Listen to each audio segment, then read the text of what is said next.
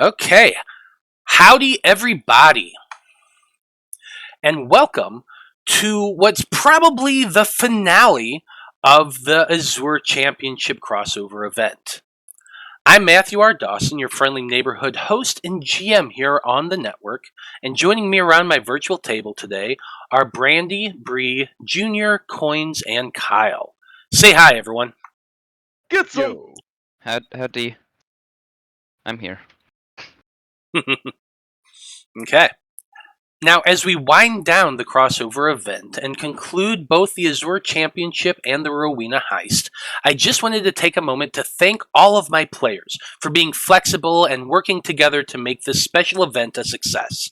It's been a lot of fun for me, and I hope it's been fun for all of our viewers out there as well. Now, next week, September 5th, we will not be streaming because I will be out of town. But we will be back September 11th with both campaigns returning to their regular time slots, with the Debauchery Circus at 3 p.m. and the Fab 5 at 7 p.m., both central, every Monday on Twitch. But if you're just joining us and you want to catch up, you can find all of our episodes on our YouTube channel, which you can find on our Linktree. We're almost up to 100 subscribers, so soon it'll just be YouTube Random Rhapsody, which is awesome. We're also on Facebook as Random Rhapsody TV and on Twitter as @random_Rhapsody. Okay. Is everyone ready? Woo! Technically. Yes. Let's do it! So join us as we dive into the world of Loroupa and continue on with our heroes as they compete in the Azure Championship.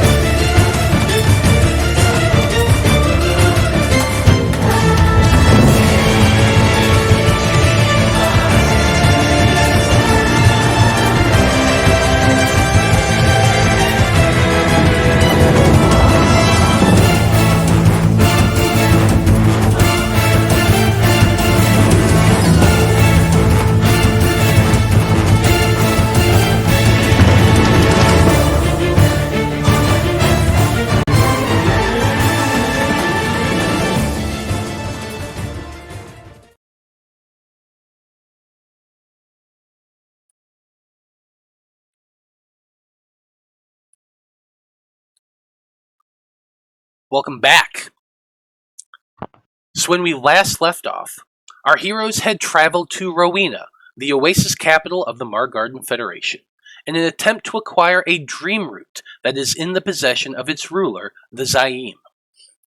To accomplish this goal, Apollyon and Liam of the Fab Five, and Blaznir, Caia, and Ichabod of the Debauchery Circus had joined forces to compete in the Azure Championship Gladiator tournament in the hopes of gaining an audience with the Zaim to request the ancient relic. After defeating their first opponents in the semifinals, the squad decided to hang around the Coliseum for a bit and watch the next match, since they knew that they would be facing off against whichever team won that round.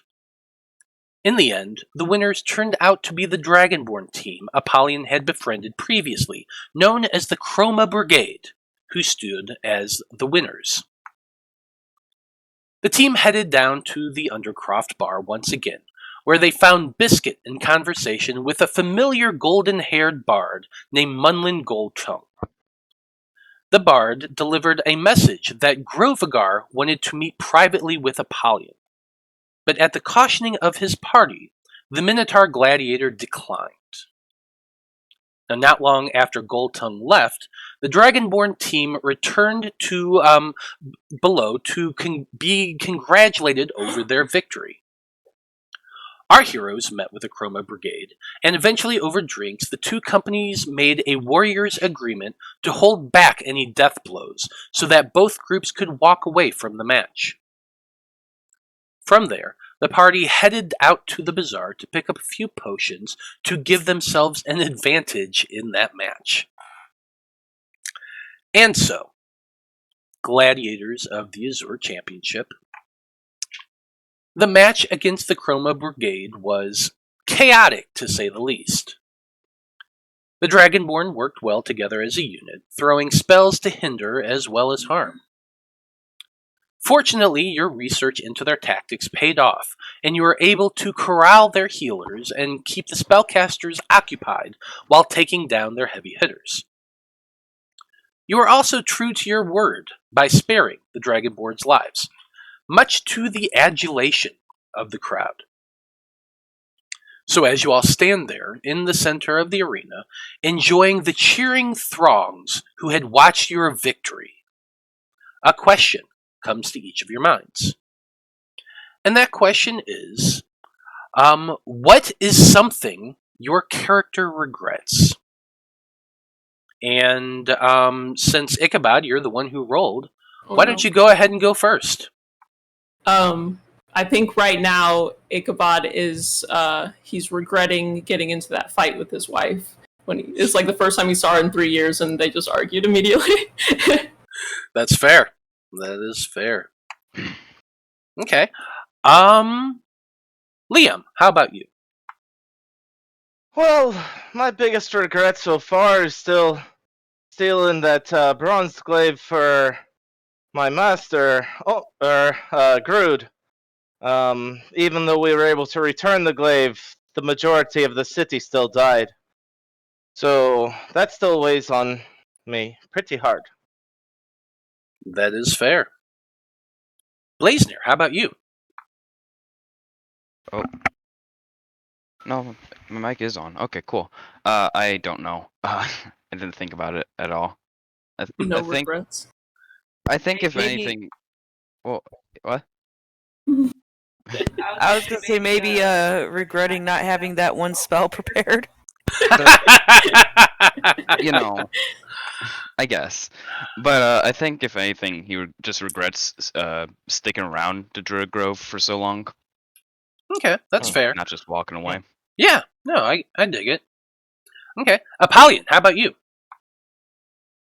Well, I do regret my haste in getting that crown from the underwater lair and not realizing sooner that it was cursing me, and then I transformed into a giant monster and almost killed all my friends.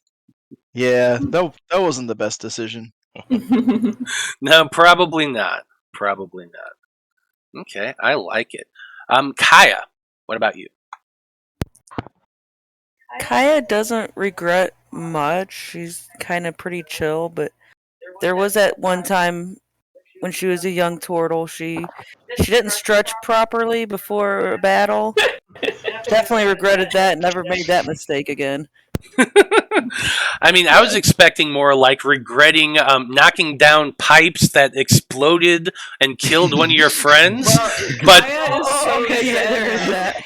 Caia is so zen, though. but yeah, sure. At peace with it. Yeah, you're at peace with it, and you're just like, yeah, that time I didn't stretch right. I kind of regret that. Okay, no. She hasn't made peace with that, though. Okay. Well then, yeah. She's more evil than you thought. She is. Quiet ones usually are. Okay, let me get some music going here. Okay, so first thing, Matt. Liam realizes that Eloise would kill him if he didn't pay attention to if these Dragonborns had tails. So, do they have tails? These Dragonborn do not have tails. None of them do. None of them. Not a one. Okay. But Gladiators, with that, after the match against the Dragonborn, you are all ushered down into the Undercroft, where plenty more fans are waiting for your arrival. Fighters who survived the tournament, workers at the Coliseum, and even the group of Dragonborn you just defeated. They're all down there in the bar, waiting for you to come down. As you all step into the bar, the crowd inside cheers for you once again, which is soon transitioned to people buying you drinks and celebrating your victory. At one point during the festivities, Apollyon, you are approached by a skinny, middle-aged human man with golden brown skin, a bald head, and a thin goatee. He introduces himself as Kazik, a humble shop owner here in Rowena, but he also kind of leans close and kind of ushers your head down to his, and he informs you that you have a mutual friend from the desert, in quotes, who entrusted him with a letter addressed to you. He passes you the envelope, and after you accept it, if you accept it, he quickly melds back into the crowd. Okay. And here... have to pay that service fee, so, But there's that letter, so you can read that. Ah.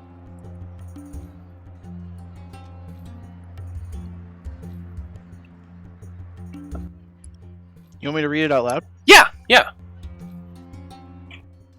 Oh, it's from my friend Blunt from a Stone. It's been a long time since you went into a fight where I won't be there to watch your back. Not that I really think you needed me for most of the time, but it was still comforting knowing we were there for each other. I'm pretty confident in your ability to make it through to the end, though. You are the Golden Boi, after all. If the tournament ends with you facing off against Grovagar, I just wish I can be there in time to see you drop that bastard in the dirt. Haha, that's right. It goes on. If something happens on my end of this deal and I don't make it back to you and Liam, do me a favor and check in on my parents for me. I know I always promised you one day I would take you there personally, but in the case I can't make it, let them know what happened to me. Let them know I have been trying to make up for my mistakes and trying to make them proud of me again. I'm going to hide my gear and bag of holding for when the heist is over with Kozik. Get that from him and give it to my parents. They can sell whatever I had first to get some gold to help around our village. At least some good can come from my end. I believe in you, old friend, and I love you like a brother. Your friend, Blood. All right, that's so nice. Wholesome. Isn't that adorable? That Blood from a Stone actually wrote that, and at the beginning of the heist, I've been trying to find the right time to give that to you. I figured this would be the perfect time. So there you go. Nice. I like it. And I'll do as Blood wishes if he doesn't make it back. Well, okay, Gladiators. Your final match is in a few hours after the arena is set up for whatever that match will be. And you all probably could use a good short rest beforehand. We did your bizarre shopping off-screen to save some time, so unless you've got something else you want to do, we can skip ahead a few hours. I just need to roll some hit die. Okay. I think I forgot to buy stuff off screen, but Is our bard doing his bardic thing? technically yes. There you go. Have fun. Okay. So sounds like Blaznir is kind of playing his song of rest to help everybody out.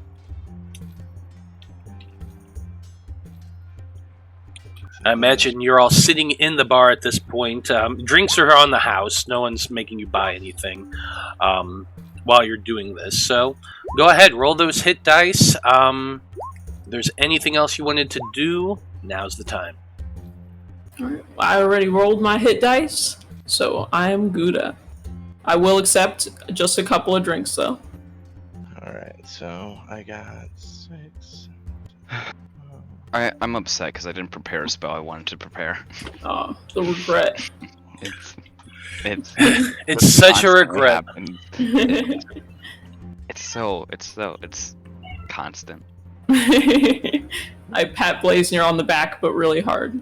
I just wanted an elemental. But no.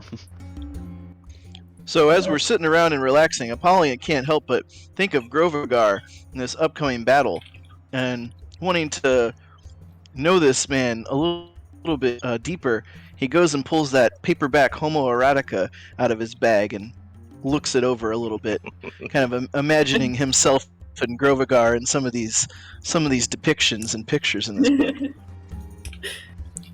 So yeah, go ahead, I guess, and roll an insight check.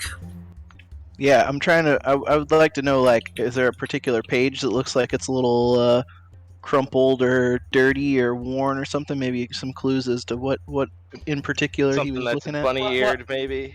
A page that's well loved, perhaps. Yeah. Is this within view? Are you doing this at the table? I suppose this is Sure, excluding pages that are stuck slap it together. down on the table and be like, all right. Okay. Oh, I didn't mean to have. I will. Advantage. I'll also An 8. take a look. I'll take a look, but with a grimace on my face the whole time. Okay, so Apollyon slaps this book down on the table, opens it up. Ichabod, you're just kind of staring at it, sitting next to him. I'm like flipping the pages, and then I cringe, and then I flip the page again, and I cringe. but I can't stop flipping pages. Yeah, so like I personally, wrong one. Insight. Intimidate. It's supposed to be insight. Can we use the dice So roll? intimidated. It would be +7, so it'd be a 19. so you're trying to intimidate the book out. This is my porn now. Yeah. Like Ichabod just scowling down at the porn so freaking hard You're gonna that have to flog yourself so hard tonight. that the book just timidly Y'all are making moves. a bigger deal out of this than I am. Vault for safekeeping. I know I'm fun to pick on. You know, pick on the religious guy. Okay, I get it. I'm the butt of every joke. But I meant to roll insight. So what would have it would would've it been have 19. been? It would have been a 19. Yeah. Because I have a +7. So I imagine that Apollyon just immediately became transfixed in the pages, and with that 8, like you're really excited about whatever you're seeing, and you know the loincloth rises a little bit, but you can't really tell anything. Ichabod, on the other hand, you can definitely clearly tell like a page that's been dog-eared and flipped to many times. All right, what is on that page? Whatever your heart tells you is. Apollyon. I show it to Apollyon, and Apollyon can tell me what's on that page. Looks like this is his favorite. Oh God! Totally into docking. God damn. Whatever. So what does that tell us? What does that tell us about Grovagar as a person? What do we get from that? I have no fucking idea. You gotta give me tactical advantage here. So like, I don't know what. No. I don't know what tactical advantage understanding a man's like of porn Sexual can desire. tell you. Like, you're not Grand Admiral Thrawn here.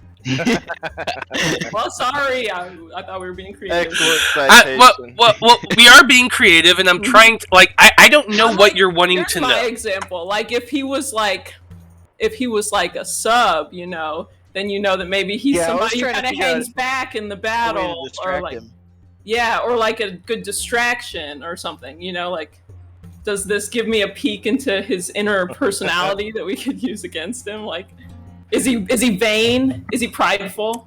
If you put an illusion of this on the battlefield, Yeah, I'm does walking. the person in this Are there porn any look pictures just of like him? Grovagar himself in this magazine? Has he Yeah, posed is it at a one picture of point? himself that he always flips to because he's so vain?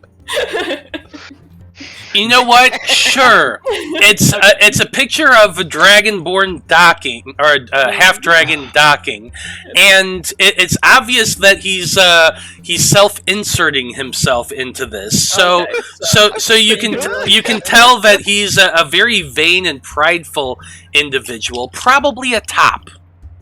Okay.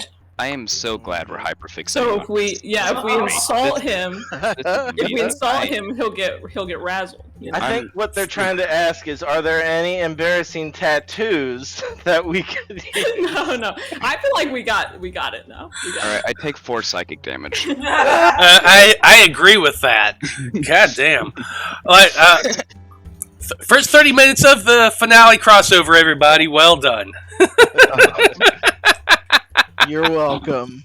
My nose is bleeding. Yeah. No, wait. Liam It's like goes the to finish anime. drinking with the dragon boy. No, That didn't take long. from psychic damage. No, I think I- you're like the anime. I The nose is bleeding. Yeah, no, I just realized the implications of that. No, Oopsie. from the psychic damage. God, All right, I take a short rest. Okay. another 2 psychic damage from that one. Anyway, it does take a few hours before the arena has been it takes a few hours before the arena is set up, so you do have plenty of time to rest and yada yada yada. Unless there's nothing else we want to do or talk about porn, we'll just go ahead and skip those and get into the final match of the tournament. I thought this was a family show. Why? I hoped it No, was. it's explicitly 18 and up. Technically, it is. I know, I'm joking. Okay. Watch, everybody's just gonna Google docking. God. You have ruined some people's day. Mm. Don't put Maybe I made some others better though. That's what I hope. They're like, oh, I didn't know. Okay. I'll always remember where I learned about it. Okay. Okay. Well, the scene dissolves away from the bar as your group is sitting there talking about the virtues of docking. Eventually, it comes into your team making your way up the stairs to the arena gates, which opens up in a blinding flash of orange glow, followed by a loud cheering that comes from the crowds in the Coliseum stands. You all hear your names being shouted out by the MC as you step out into the bright area, which at first you think is sunlight, but it's been several hours, and you also know it's like close to 7 o'clock in the evening. However, stepping out into that, you can see a very unique sight that I'll describe in a second. But as you step out into these platforms that make up the center of the arena space, you hear your names being called out. Entering the arena to the east, we have a team of fighters who have both wowed us with their fighting prowess and piqued our interest with their style. I give you Ichabod Sykes, Liam O'Shea, Blaznir, Caia, and the former champion here at the Coliseum, Apollyon the Golden Boi. And of course the crowd cheers loudly as you all come stepping out. You can see that there is the MC standing there in the center, and he's kind of beckoning everyone towards him as you step out. Now, I'm also going to go ahead and show everybody watching what this map looks like, because this is a cool freaking map. Yeah. I just want to say I drink my potion of lightning resistance. Yeah, you could have done that as you were walking up the stairs. Could I have popped Caia out? Yeah, you could have popped Caia out as you were walking out. It kind of just poofs out on and lands on your shoulder. That way it's kind of with you. The arena has been drastically changed since the last time you came through here. The center of it is a large stone platform that's actually quite a bit tall. You look down and the lava, the literal lava that makes up the floor, yes, the floor is made of lava, is about 60 feet down from the platform you're currently walking across, which, as I said, is made up of stone. There are 4 smaller columns out into the center at the 4 cardinal side directions, each one connected to the main platform by wooden bridge. That's been kind of very haphazardly placed there. It looks stable enough for the most part. But as you come walking out to the opposite, you see the gates open there as well. And the MC turns and says, "Their opponents, entering from the western gate. I give you Frano, Ifrivenu, Spring Winds, Gurkro Flintow, and the one, the only, 14-time Grand Champion of the Coliseum, Grovagar Umbridger! And the crowd goes wild once again. Your opponent stepped forward as well. Coming up... Before. Does he? I used a new token. Oh, okay. Not the real one. Sorry, just exposing. Oh, yeah. You're right. I did put the wrong... I used the wrong token, actually. That's weird. I'll fix it in a minute. It's fine. Okay, but he is the guy in front directly. Yeah, he is. across me, He is definitely the guy in front, directly across from you. right? Okay. I'll fix it. I'll find a new token here in a minute. But as the two of you are standing there, the MC, which I'll remind you all, you've seen him a few times. Tall, pink-skinned tiefling, long black horns, two of them coming out from the top of his skull, going backward, and long black hair that's kind of swept back and pulled back into a ponytail. He's dressed very flamboyantly, in mostly blues and purples, big, baggy, like parachute-style MC Hammer pants, and a vest with a bare chest. He says to each of you as you stand there, "Welcome, both of you champions, group all. We stand here now in the pinnacle of the Azure Championship. Two teams ready to fight. One team will come away from it. Champions, are you ready?" Boso. Let's do it! Double tap my glaive down. And each of your opponents nod as well, definitely looking forward to the fight. You can see on the half-dragon's face a very large grin as he looks at you, Apollyon, and he says, "I was disappointed that you didn't choose to come meet with me, but that's okay. You'll be meeting my blade instead." And he pulls his longsword off of his back, which kind of glows in this dark purplish light. And I need everybody to roll for initiative. Can I activate my trident before? I let everybody else pop a potion. You could have activated the trident as you were I walking. wanted to do it at the same time he pulled out his sword. Sure, Mhm. I'll allow it. I match my trident and let it crackle with So low. electricity. I finally rolled okay on initiative. Oh, I forgot to I did click my too. token. Great. This is the best day of my life. Oh shit! I didn't click my Oh token. no.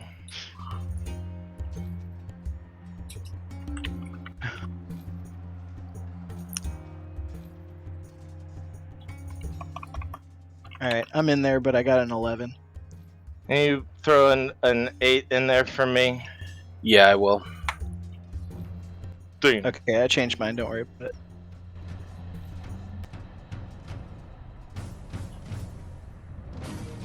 Yeah, even with advantage, my initiative rolls have just been like super low lately. Haven't been either high or low. Nothing in between.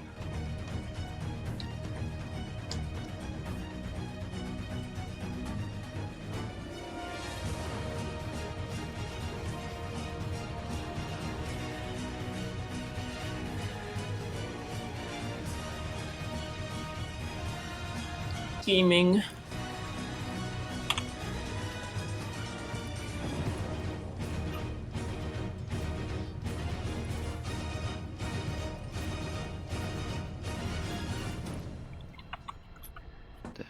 That's an action. That's annoying. Oh well. Is this like bottom token over here like a bat? What is this? I think that's a bugbear. Oh, okay. It's Batman. Yep.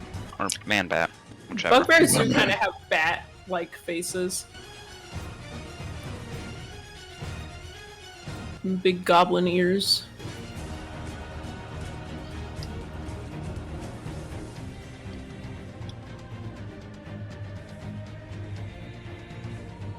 Well, you're a good group of boys to die with, okay? You guys on the other side. I'm not planning on Or I dying, won't. actually. This is hot lava. Yeah. Liquid Yeah, hot Matt, what are- magma.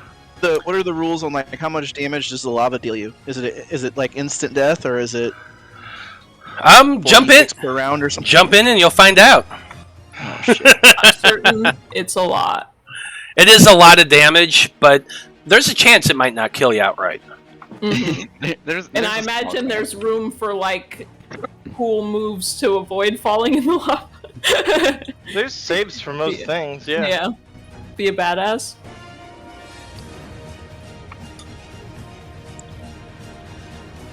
You just gotta trust that the rules of D&D are in our favor. And it'd be really great if like my system wasn't lagging on me.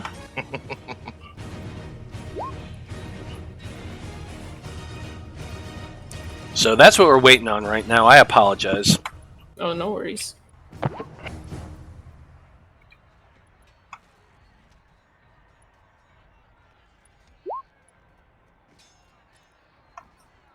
These look like the names that Roll20 like automatically autofills when you. They are. NPCs. They really are for most of them.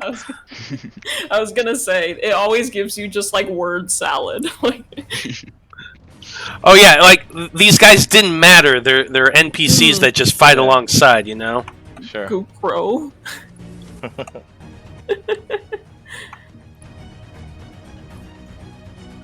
Okay. So let's go ahead and jump into this. This is going to be a lot of fun. No, I forgot to give the MC a turn. Oh, is he fighting? No, he's not fighting. I just didn't take him off there, so I'm going to say on his turn, if someone kills him, oops, but he'll be running away at the He's, bottom like, of order. rapping. Yeah. Don't get in the way of a big spell. Exactly. Come on, ref, let him play. But like, I'm gonna say he backed up to probably right about there as he was like, "Okay, go for it." Frano is first. Frano is a Kenku, wearing a hooded robe that you can really only see their beak.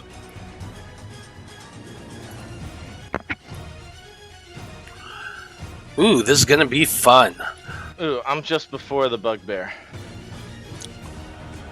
Yeah, let's see. She kind of looks amongst everybody, sees Apollyon and Grovagar staring each other down, so she is going to move directly up to you, Ichabod.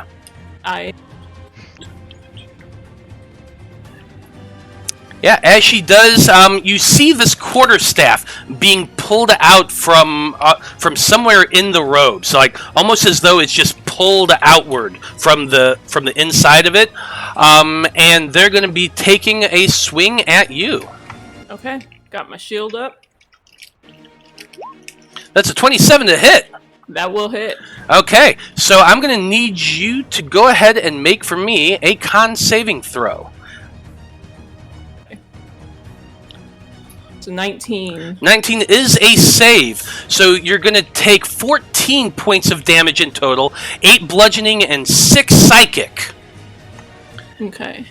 But you felt as that strike hit, it's almost as though it hit a nerve on your side, and for a second you like started feeling your body tensing up.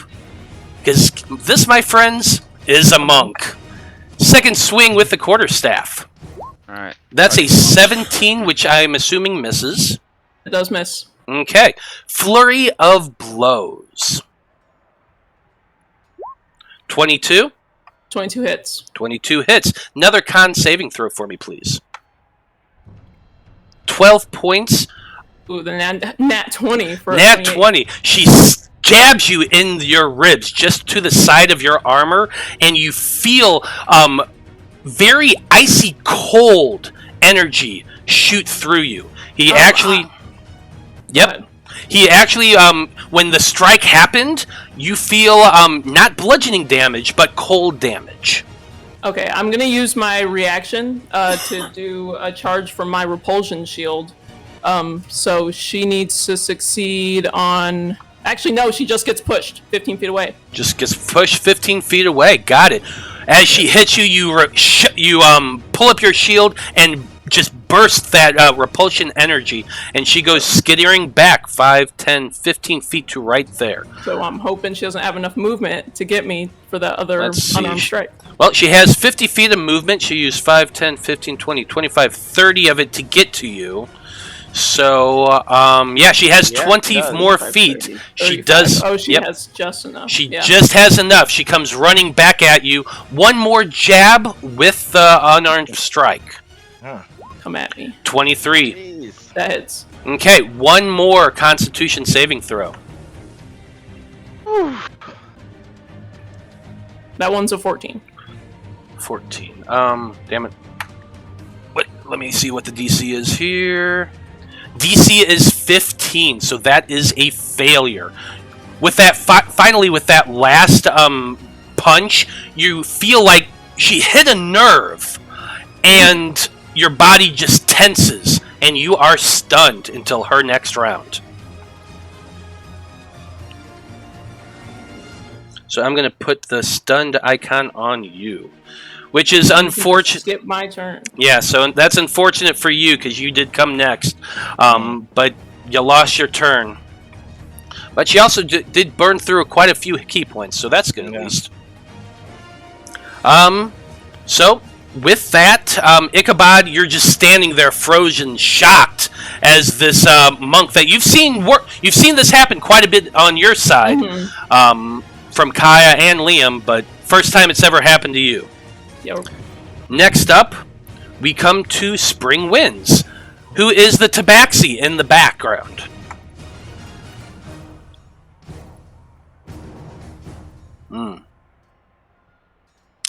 Let's see. What do I want to do?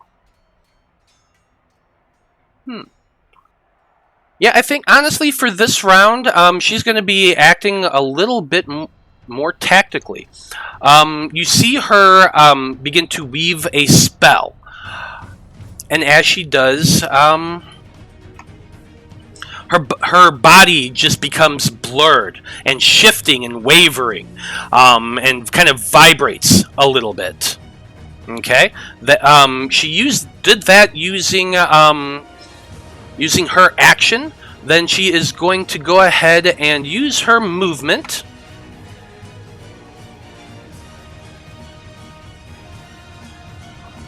Let's see, 30 feet, so... using the feline agility, she can get 60 feet, so 5, 10, 15, 20, 25, 30, 35, 40, 45... Actually, no, before she would have done that. She'll go ahead and quicken her cantrip before she does that, because she wouldn't be in range otherwise. Right. That's a sorcerer. Oh, I should have used my inspiration. Forgot I had it. I've come across sorcerers before. You know, I'm gonna say she's gonna just go ahead and do this to Liam, who is the person to Apollyon's right. Almost as though they're purposely not targeting him right now. Sure. That's a 16, which I assume misses.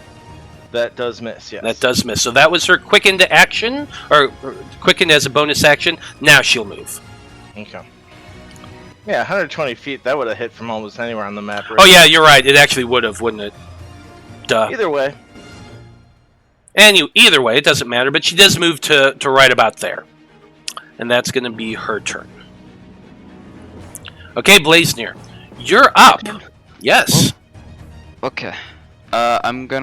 For my action, I'm gonna take a little firefly from my, the piece of driftwood I have, and, do a little bit of, symbols, whatever, and cast a fire shield on myself as a cold shield. So I have resistance to fire damage. Okay. Cool. And so action. I'm gonna put a little icon on you so you can remember that you got that. There we go. That's a shield. So there you go. And bonus action I'm gonna give to Caia, and I think he can move over there.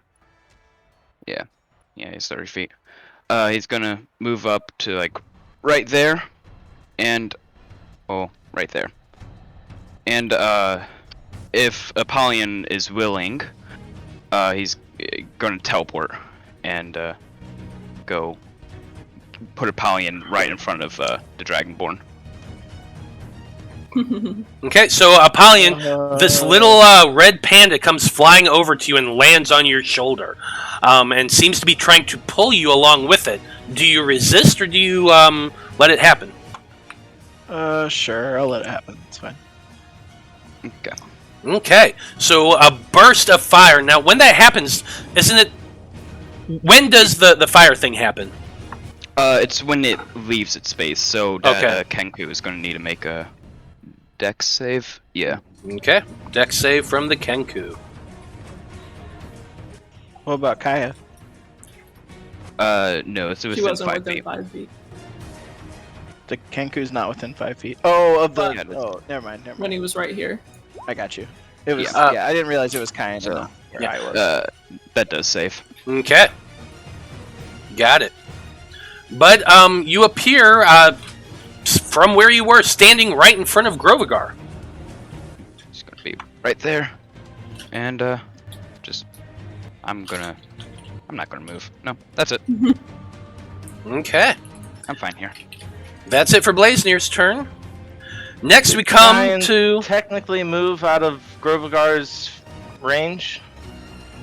What's that? When it, No, Did the Cayenne. That's where Cayenne is teleporting to. oh, it was teleporting there. Okay. Yeah. Okay. Well, next off we have Ifree, or Afree, however you want to pronounce it. I literally just let Roll20 name this dude. I'm not lying at all. Okay, what do I want to do?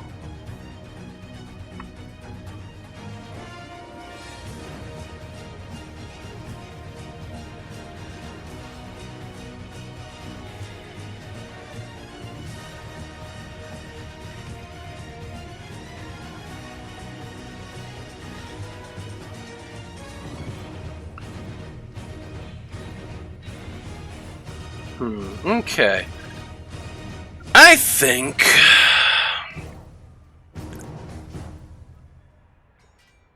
Yeah,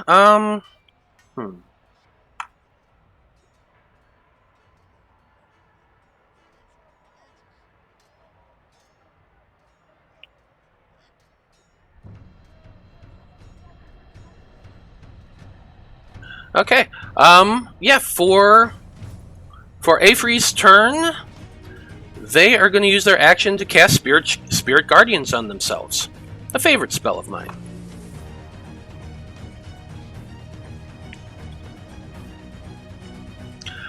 So basically, they create this aura that kind of appears around them. A little bit of dark energy seeping out. Let's see here. It's a 15-foot radius.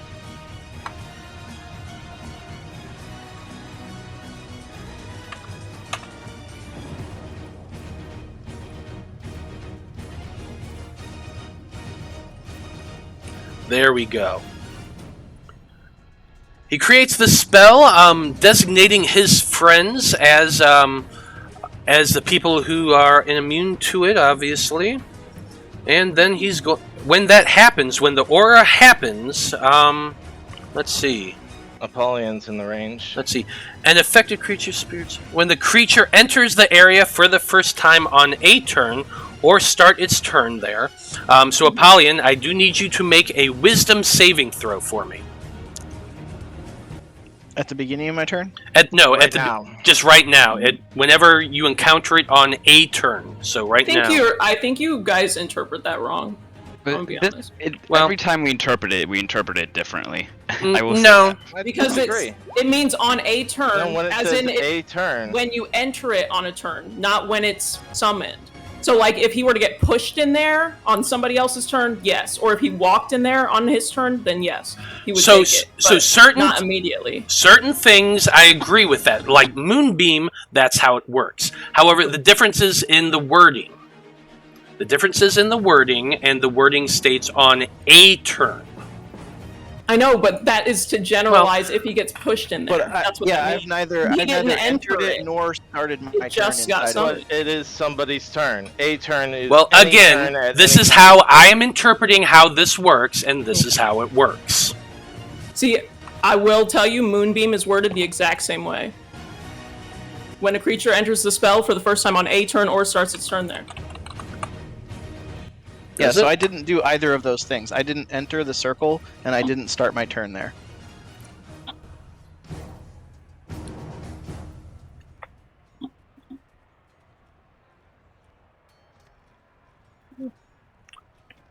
Actually, yeah, that is how Moonbeam is worded. Because that is to differentiate between a spell like Fireball, Okay, and it so will say each creature in the area must make a saving throw. so in That's the this difference. instance, I'm going to say, yeah, you're right. Mhm. In this instance, you actually are right. Well, like, or it's Moonbeam, my turn, Anyway. so I Mark can't make the save, Moonbeam, but- Yeah. yeah. So it So doesn't you won't matter, take double but damage. you are right in this because Moonbeam has been cited several times as the fact that it is a area of rough terrain, basically. So I'm going to say that yeah, this one does too. Thank you, Matt. Boom! Nat I know 20, I saved. that's how we interpreted it for the last time, and I was just like, I'm not going to argue this, but I think it's a rule that needs defining. Well, no, in this instance, you're right, and like I said, I'm very often if I'm reading it wrong and someone points it out, then yes, I'll probably read it. And when I say yeah, you're probably right, then you're right. But again, Yeah. if I say no, you're wrong. This is how I'm doing it. It is my game, so that's how it's going to be done. But you are right in this instance. Okay. So it would not affect Apollyon right this second. However, since at the end of that he moves, he's going to go ahead and move to, let's see, he was 5, 10, 15, 20, to right here. And that's going to be the end of his turn. Now it is Apollyon's turn, and now Apollyon at the start of your turn. Alright, I made a wisdom save. 20. Yeah, you definitely do it. So, on a failed save, the creature takes the necrotic damage. On a successful, he takes half. So, here we go. So I take 10. You get half damage. So 7. Yes. So, that would be 7 points of necrotic damage. Okay. And now, start of your turn. What are you doing? I would like to. Yeah. I've been waiting for this a long time, Grovy Bear. Show me what you got! And I'll bonus action rage. Yeah. And I'll attack with the trident. Recklessly, of course. Yeah, love it. While you're doing that, I have a question. Can anyone else see the gray aura that Alfie is No. producing? Nobody can? No. Okay, No. because I can, and I'm trying to figure out how I can make it so you guys can. Is it just on the GM layer? No, basically coming there's from a the fun. token. Yeah, it comes Yeah. from the token in a radius, and it's supposed to. I can Be see so it on the everyone can see it. stream. Yeah. Yeah. I feel like it's not too bad because we know 15 feet. I know it's just it's meant to be able to be seen. I don't know why it's Yeah. not.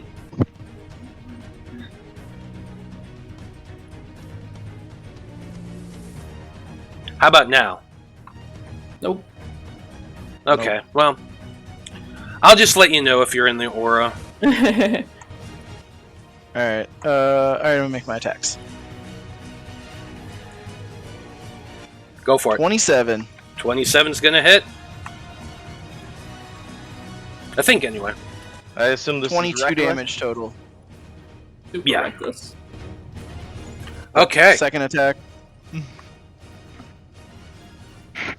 20. Oh, so close.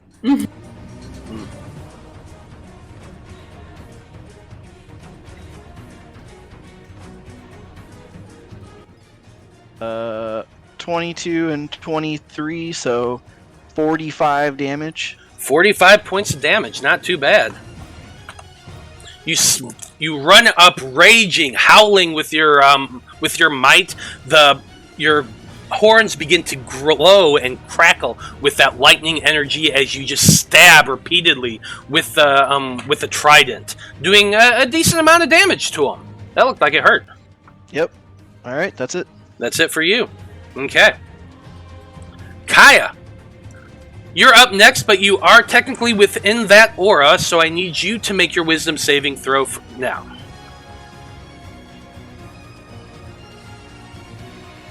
17. 17. And you get a +4 because you're within 10 feet of me. Okay, so 21. Okay, well, 21's definitely going to make it because the DC is 17. So you only take another 7 points of damage. Because that's what the last one was. Weird. Alright. I am going to step forward here. Because I don't like this guy just hurt Ichabod. And... Okay, well, as you do that, let me see. Of In a course, major something's way. gonna happen. I'm gonna get... Probably As you do attacked. that, you Probably die. got Polearm Master. Probably. But But it's okay. I he mean, was already Nope, in range. Nothing. Nope, nothing happens. okay, Okay, so nothing happened. 22 and 28 with my quarter staff. Let's see here. I'm assuming, Yep, they hit. Okay, so there's 8 And this guy right plus back. 11. So 19 points of damage. Then I'm gonna do flurry of blows, of course. One of which will also have that Hand of harm, stunning strike. Yes. What do you got? hand of harm. Okay. 22 and 16. The 22 hits. Okay, and 22 with the hand of harm would be 15. Another 15 points of damage. Nice. Yes, and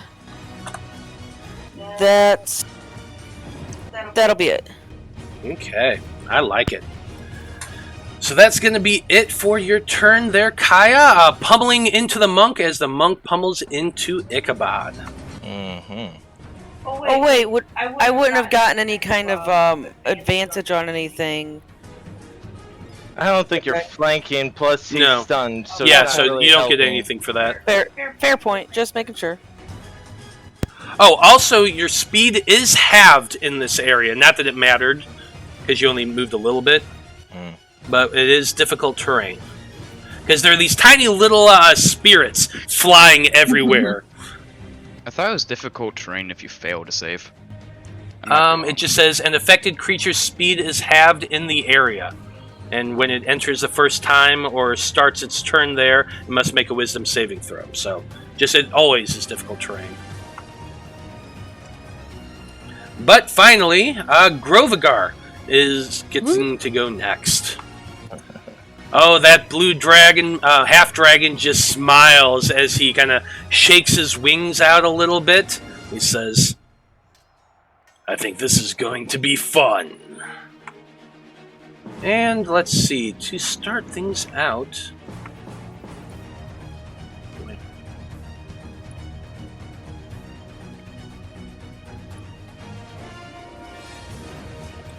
I did forget to mention one thing when you're doing your lightning damage, Apollyon, which I forgot to mention until now, is that it didn't seem to do Yeah. a whole lot of damage to him. Yeah, I figured that. Blue Dragonborn. Yep. Alright. I'll remember that for next time. But anywho,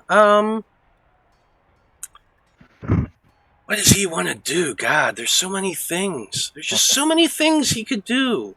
He has advantage. He does have advantage. That does help out, make his case even a little bit, I suppose. Yeah,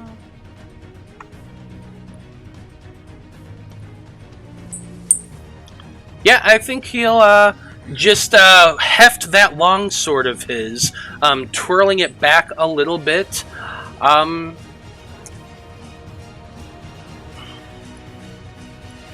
yeah, Let's go ahead and take some slashes, I think. Just do it.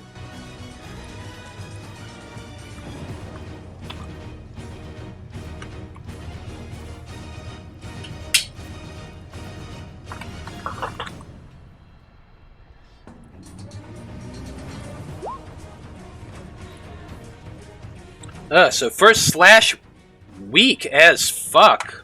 Did you do it with the advantage? I did not, though. Thank you. So that would have been a 21 to hit. Ooh, that barely hits, yep. Okay. So, he slashes into you, dealing 15 points of slashing damage and 10 points of psychic damage as just these dark thoughts start assaulting your mind, Apollyon. You almost feel like those tentacles that you once had start creeping along the back of your brain. Second attack at advantage.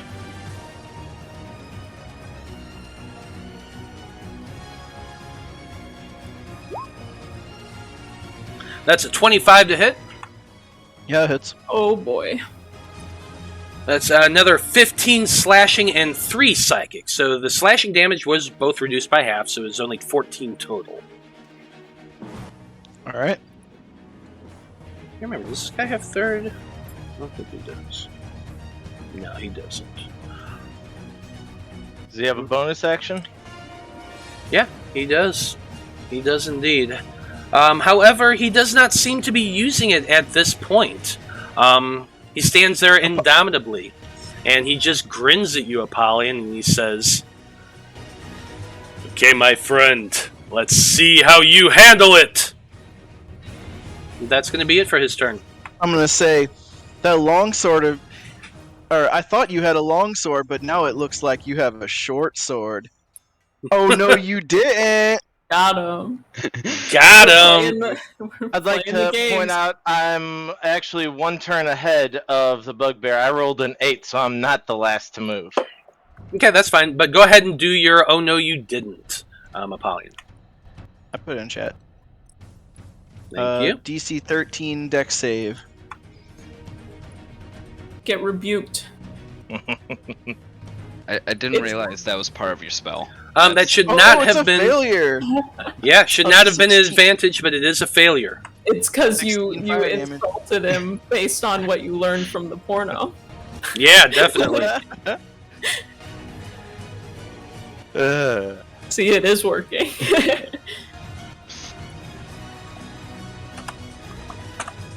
There you go. That hellish rebuke just burns across Grovagar, and he seems to be kind of chuckling at that a little bit.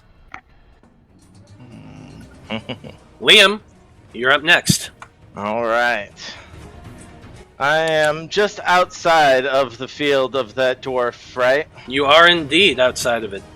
Alright, then I'm going to move forward to here and make a vicious glaive attack at him. 17 to hit. 17 does not hit. Alright, second attack. Nat 20. Nice. And I'm going to pump a superiority die into this one to try and shove him. So he's going to need to make a strength savings throw. Indeed he is. Yeah, there's that beautiful vicious glaive damage. So 6 plus 17, so what is that, 23? Yeah, 23 points of damage, and we'll see if he makes a save. Let me double check something here.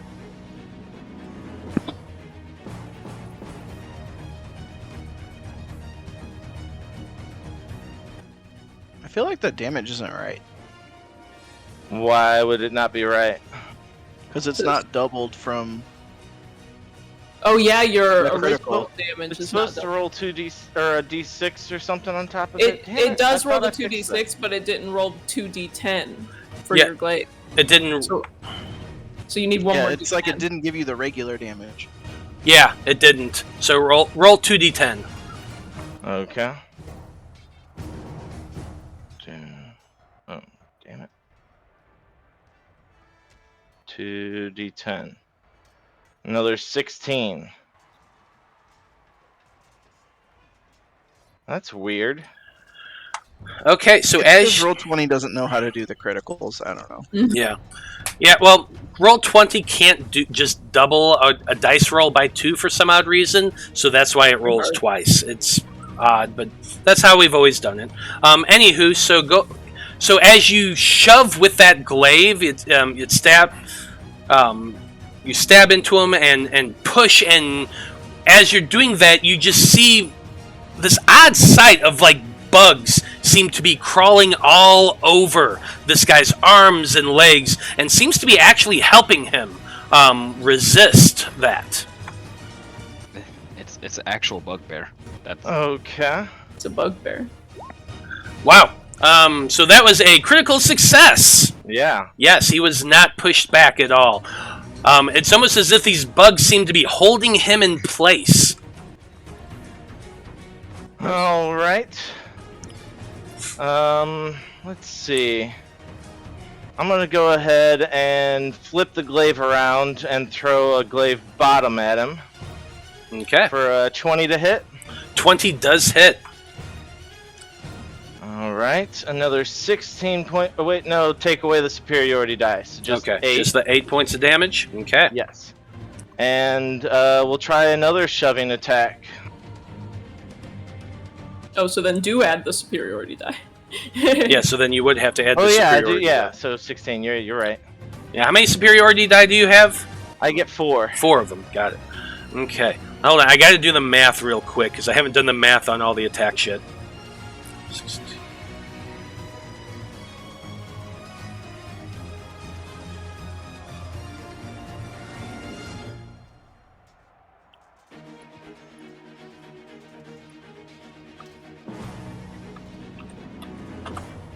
Okay, sorry. So that was another strength saving throw, you said? Yes. 22. He still saved. Still saves. Good effort. Yep. Oh well. Yep, that's it for Didn't that. know what I was attacking. That's all I got for my turn. I'm not gonna move from there. But Grovagar is within my field of range right now. Okay, well, yeah. So, you end your turn there, and you see that bugbear, that big old arms and all that, covered in crawling insects. Very odd. Truly a bugged-out bugbear. Mm-hmm. And guess whose turn it is? Bugbear. mine. Bugbear indeed.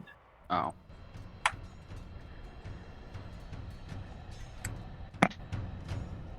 Okay, let me see here. Damn, thought I could take one off the map real quick.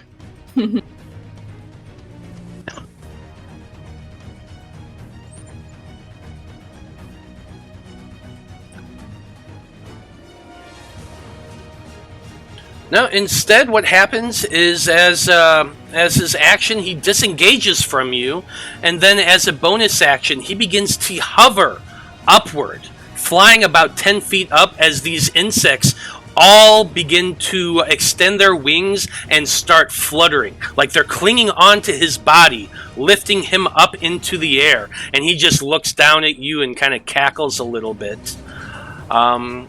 He is able to move in total.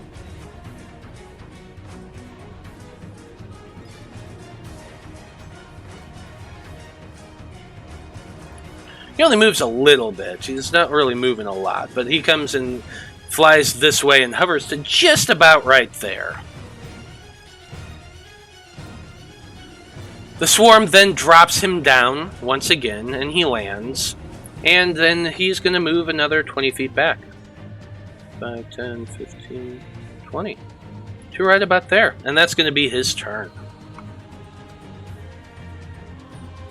The MC's turn, and he happens to be in that fucking aura right there, so he needs to make his wisdom saving throw.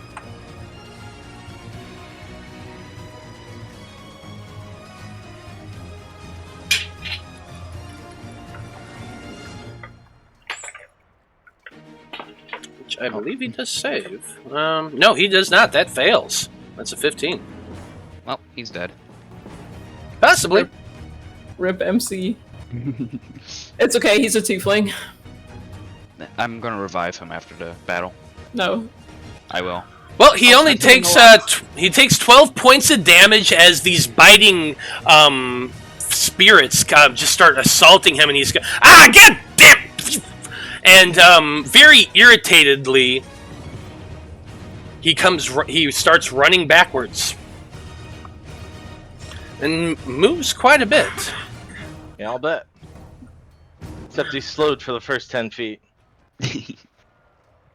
That's true, he is. But he still gets to right there with his movement, and his action is enough to get him all the rest of the way back. 5, 10, 15, 20. Goodbye. So there he gets to right about there.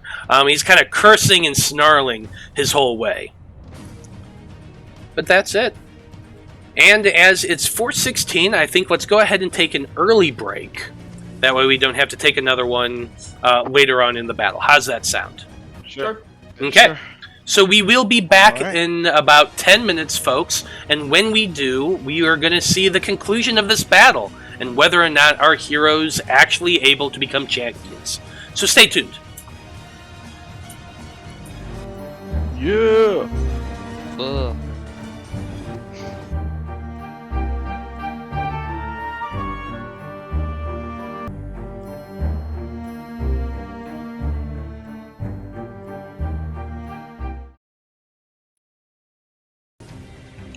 Okay, welcome back, everybody. Starting things off at the top of the order is, that Kenku monk that just stunned Ichabod and beat the shit out of him. So let's see. Caia came running up and kind of pummeled into her a bit, which isn't very nice. So, That's not very nice. I would do that. So rude. Wait a minute. I thought did Ichabod move? Because I thought he was the No. other side. She was moving the token around a little bit while we were talking about something, but that's where she was. Or he was, I should say. Anyway. Let's see here.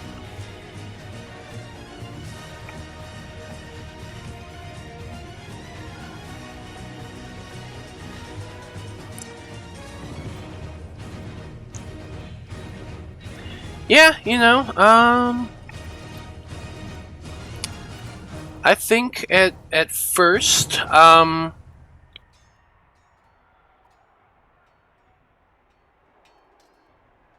first thing she's going to do is use her aspect of the worm, which I'll go ahead and pop up because it's kind of cool. Worm aspect. The power of the draconic spirit, this icy white dragon comes coming out of her. As a bonus action, she is creating this aura of draconic power that radiates 10 feet from them, and for the duration you gain one of the following things, which is going to be the Frightful Presence. You choose a target within the aura, which is going to be Caia, and I need you, Caia, to make a wisdom saving throw for me, please. That's an 11. Which Plus 4 is... for 15. 15. Sorry. Well, then you're really freaking lucky that happens because a 15 just saves. My presence. Thank you, Ichabod. You're welcome. You're welcome. Yeah, so instead of becoming frightened, you are not frightened, which kind of annoys this individual. So yeah, we'll go ahead and just pummel the shit out of you, Caia.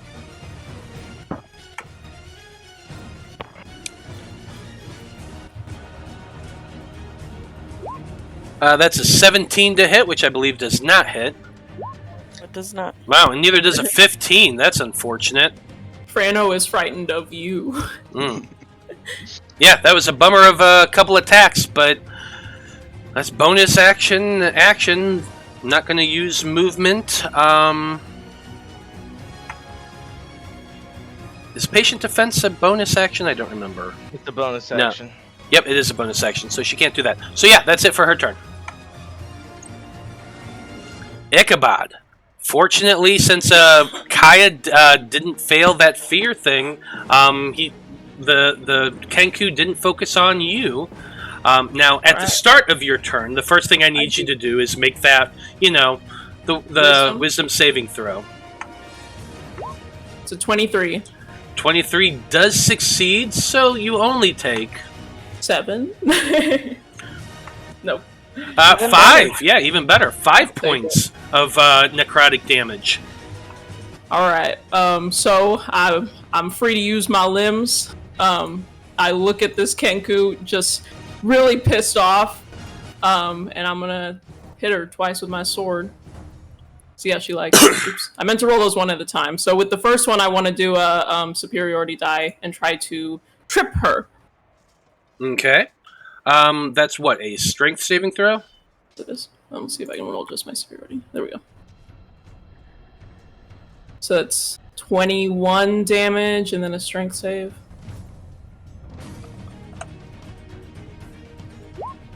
That's a 19, so that does That save. does succeed. And then my second attack was a 21 for an additional 16, right? No, 14? 14. Yep. Math. Shiny click clock math rocks. Shiny click clock math rocks. And then I'm going to, as my bonus action, I'm going to second wind.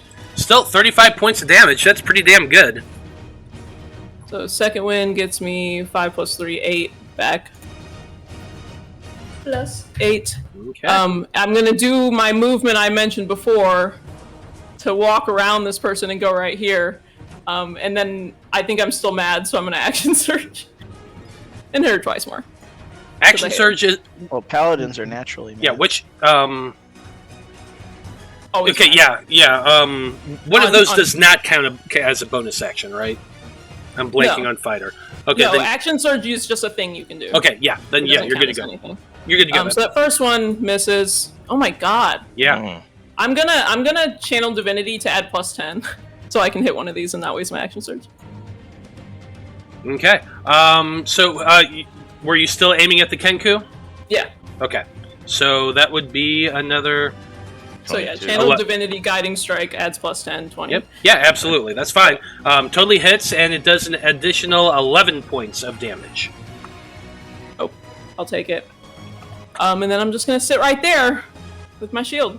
Okay. Yeah, like it. Kenku doesn't look great, that's for sure. Looks very angry to be as well. Next up, we got Spring Winds. Let's see, what does Spring Winds want to do? Seeing her pals beaten up a little bit, that's never fun.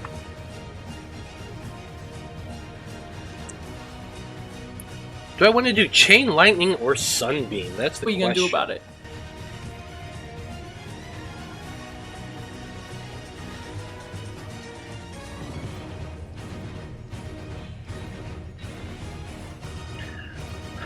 Yeah, I think using that, good old meta magic that we love so much.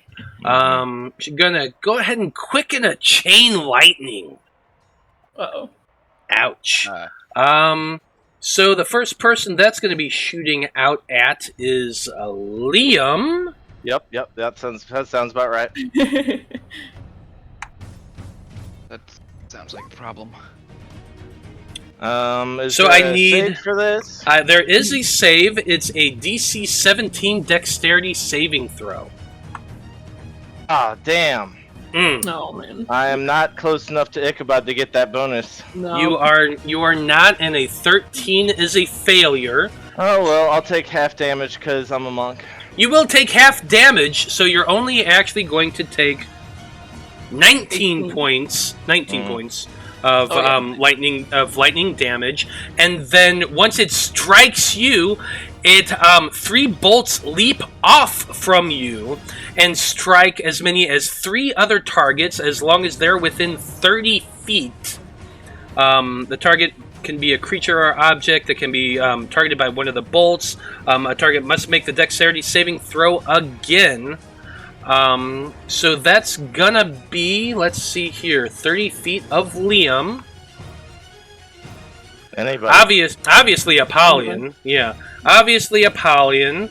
Ichabod and Caia. Because Blaznir is out of that range. Everybody there gets my +4. Dex is my Apollyon save. At 20. Nice. So that's a 31. Yeah, I'm gonna eat it though. Yeah, so it looks like Ichabod is the only one who did not save. But I'm taking half because of my lightning potion. Because you are taking half from the lightning potion. That's good. So let's see. The target takes 10d8 damage. So everybody that saved takes half, or they take none? Well, I wonder how the chain works, I guess. Yeah, so that's what I'm trying to figure out on the chain, if I have to re-roll the damage each time or not. It doesn't specify. Like, I think that's It probably says, or take the damage. let's see. Okay. A target can be any creature with a target must make a dexterity saving throw. The target takes 10d8 lightning damage on a failed save, or half as much on the save. Yeah, so it's the same. I imagine it would be the same. Honestly, to me, it reads like it would redo it, but I'm not that picky about it. So we're just going to go ahead and say that all of you who did save, and then Ichabod who didn't, will still take the 19 points of lightning damage. Okay. I take none I'll because take of half. evasion, right? Yeah, Mhm. those of you who, since you have evasion, since you saved, you would take half, or take none because of evasion. And Apollyon, I believe you're also resistant I to have lightning lightning right now? resistance, yeah. Yes, so you would also take half of the 19, which would be, 9. 9, yeah. I'm always one less. My guesses. Okay, so that was their bonus action. Yep. Got a bow and arrow. Well, it has chill touch, so it can hit pretty much everybody. I'm just more trying to decide who it's going to hit. And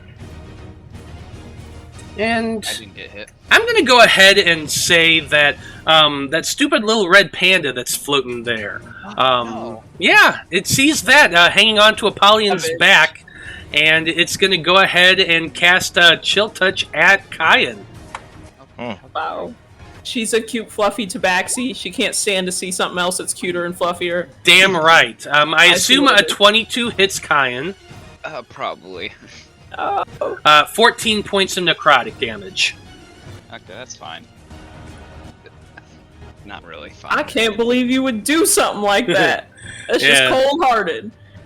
Chat's BP as a second level. Togapika in chat is saying, quick cast summon SPCA. 5, 10, 15, 20, 25. Come on, chat. You could have had me roll a second time for that. Nope. Okay, that's it for Spring Wind's turn. Blaznir, you're up next. Alright, yeah, so I am absolutely just infuriated that someone would attack my friend. Uh-huh. So as my action, I'm gonna just kind of point to her and just yell out, like, how dare you attack my panda? And she's gonna have a level 4 Scorching Ray come at her. So that is... Well, hold on. Where did my... That's not what I meant to do. Should Scorching Ray the ground beneath her. This wood can't take it.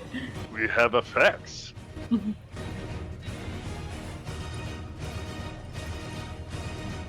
So what spell were you casting, by the way? Scorching Ray at level 4. Yeah, well, you tried to. However, she cast Counter Spell. At what level? That is... Whoa, that's a good question. What level were you... I said level 4. You said level 4? Yeah. Yeah, well, actually, she used a higher level spell than she should have then. Yeah, she's casting that at 5th level. Okay. Alright, well. How dare she? Actually, I I'm would have. She was actually assuming it was going to be a really high level spell when it came at her. The audacity. Uh-huh. Well, that's your action. Unfortunately, it was countered. Alright, well, bonus action, is gonna be Caia's. Oh, I'm gonna move actually. I'm gonna start walking towards her. Like, right there. Because I'm not happy with her. And, Caia's gonna give Apollyon the help action, so he has advantage on an attack. Okay. Alright. I like it. So, Caia, wounded and injured, Blaznir pissed off. Good turn. Next up, we got Afri. Yeah. Caia needs to make a wisdom save. Okay. Oh yeah, he's in there. Yeah. 21. That's true. He does. 21 does save, however, does still take the damage. Yep.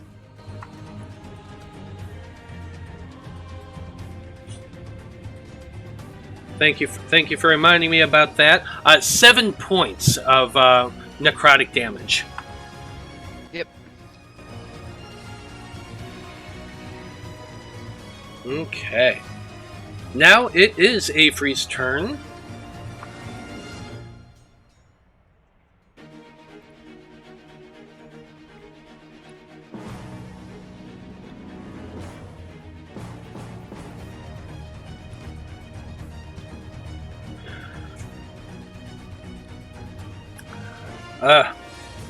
What you want? Well, I just wanted to say that really I'm a little bit sorry, but I'm also not a little bit sorry.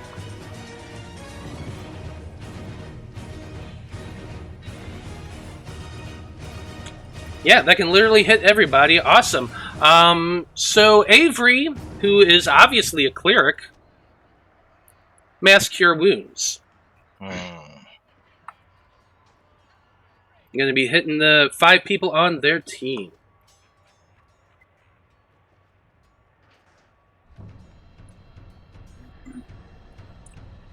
Yeah, so 17 points of healing is going to, well, pretty much everybody on their team. Isn't it 17 plus 14? Or was No, that necrotic? the 14 that's was something the different. Spirit Guardians from from I previously. see. It's just the 17 points of healing, which actually they kind of rolled shit. But still, 17 points of healing.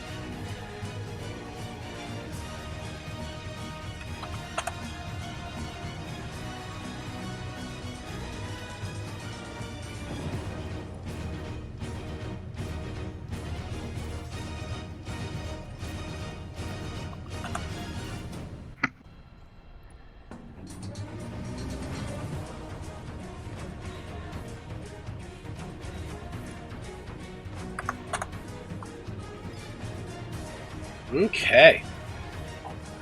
So that is Afri's action. Do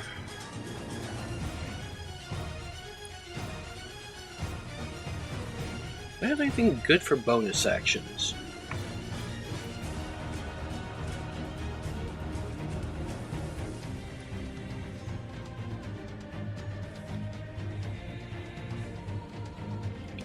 No, not really. Ooh, Togepica redeemed an extra turn for Blaznir. Nice. We'll get to that in a minute. Get her. We're gonna do the extra turns at the end of initiative order. That way, Okay. everyone gets their chance to do their turn. Cool. So just so y'all know. Alright, cleric movement bonus action. What you Yeah, got? I'm trying to decide what he's gonna do. Doesn't really seem to have any bonus actions and is fairly confident right now, so he's just going to stay right where he is. Fair enough. Okay, Apollyon, it is your go.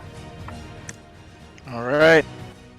I'm gonna do 2 attacks on Grovagar.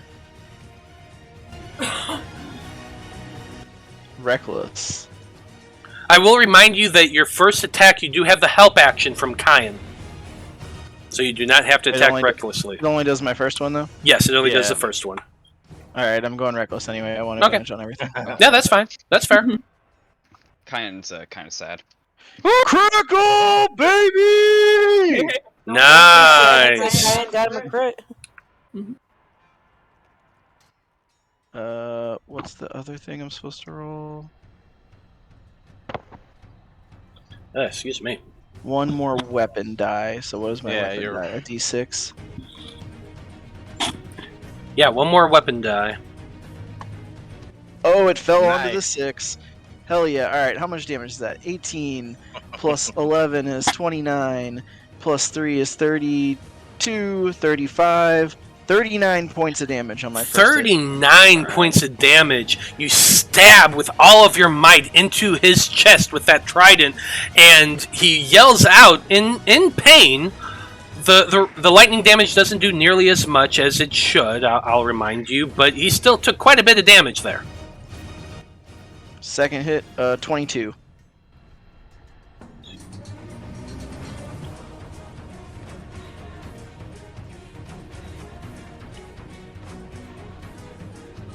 Uh, 22 just hits. Okay. So that's 12, 19, 22, 25 damage. A little Yeah. low, but I got to do math here real quick, so give me half a second. Do you do anything else so on it your takes turn? 5 lightning and 25 non-lightning. Or 15, sorry. 15 and 5. Yes, as a bonus action, I'm going to use my horns to shove him. Love it. I'm assuming that's the same as like a grapple, right? So he has to make a strength check. Yes.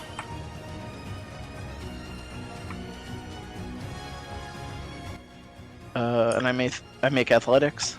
Yeah, it's opposed athletics checks. Oh, shouldn't have had. So a 20. So he beat me. Yeah, he did beat you with that 24. You shove him with those horns, and he just grabs onto him with one of his hands and kind of directs your head to the side.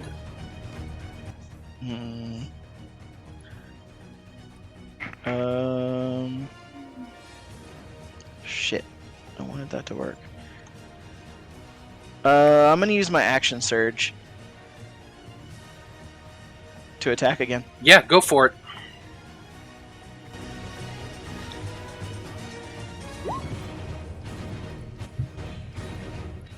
A 20. 20 does not hit. Alright. Ouchie. 25. 25 does.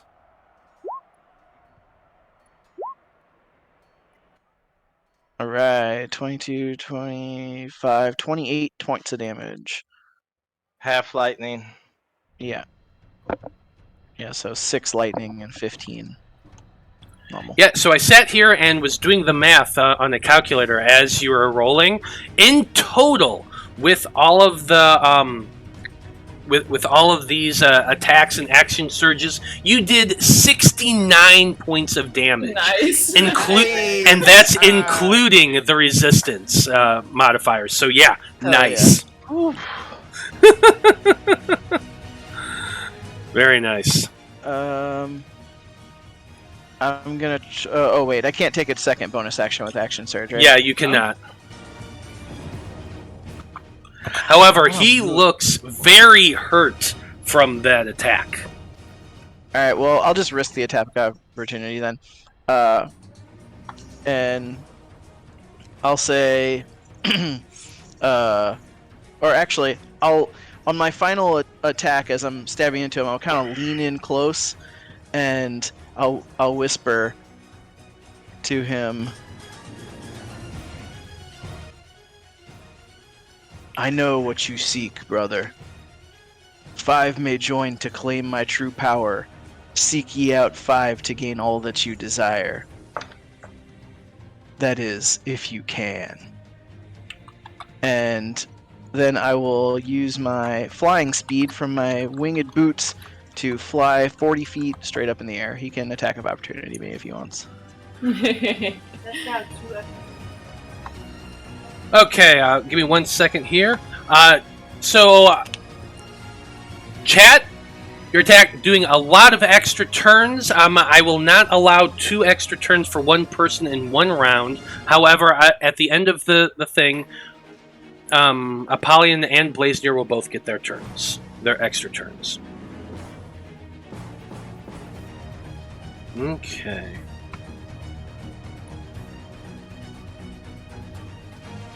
That's it for Apollyon's turn. Caia, you're up next. I am. Oh, sorry. Hold on. I did forget to do the attack of opportunity. I apologize. Let me do that real quick. Yeah, go ahead. 13 did not hit though. He should have advantage. Okay. 25. That does hit. God damn it! Every time the second one. Yep. Sure. So 16 total points of 5 points of slashing and 6 points of slashing psychic Cost for you. reckless. So 11. Yeah. Yep. Okay. There we go. Now Caia. Sorry, your turn. I'm gonna keep wailing on this Kenku. So that's 19 and a 21. Both hit. Okay. That is 9 and a 15. 24 points of damage. Okay, and our flurry of blows plus an additional hand of harm. 14 and Fine, 27. anesthetic. Fine. I'm gonna say the hand of harm would have been the first one, but I won't take it this time. And then 20. Or I don't. Do I get to choose which one it does after? Yeah, the roll? you just once it hits, you choose to use it. Okay. I believe is how that's worded. Okay, so the 27 hits for another 15 damage. Okay, so Caia, with that final strike, you send that necrotic energy surging into him. Tell me how this looks. Like I do with 1-2 with my one side of my quarterstaff, come around with the other side, hit him with that end. First, the first punch kind of goes by his face. The second one clocks him right upside the head. Yeah, and with that clock, the Kenku just goes spinning back and falls down to the ground, knocked unconscious and dying. And yes, anesthetic. You can switch it to Caia. Okay, Grovagar is up next. Apollyon, how far did you fly total? 40 feet. 40 feet, thank you.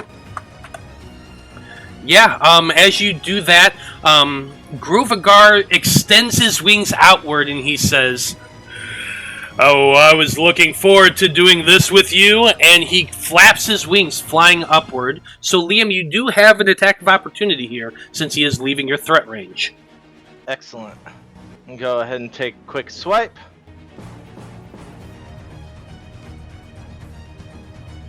$20. Not enough. You slash at it, it smacks against his the full plate armor that he's wearing, but he is not hit. Fair enough. Okay. He comes flying up to you, Apollyon, going 40 feet as well.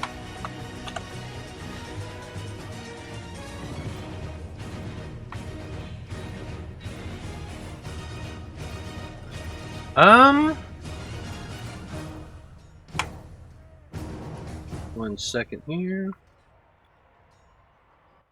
This is awesome. Yeah. Yes, it is. God,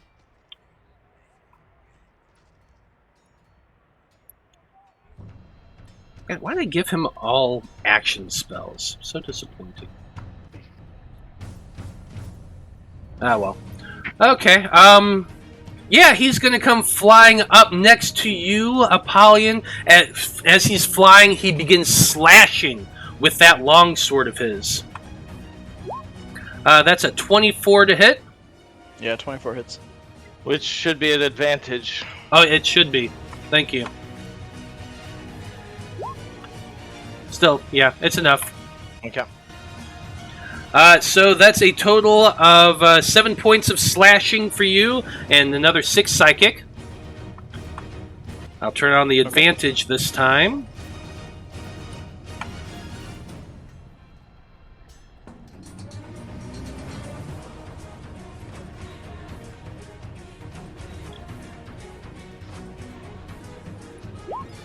Uh, 27's going to hit. So that's another 5 points of slashing and 8 psychic for you.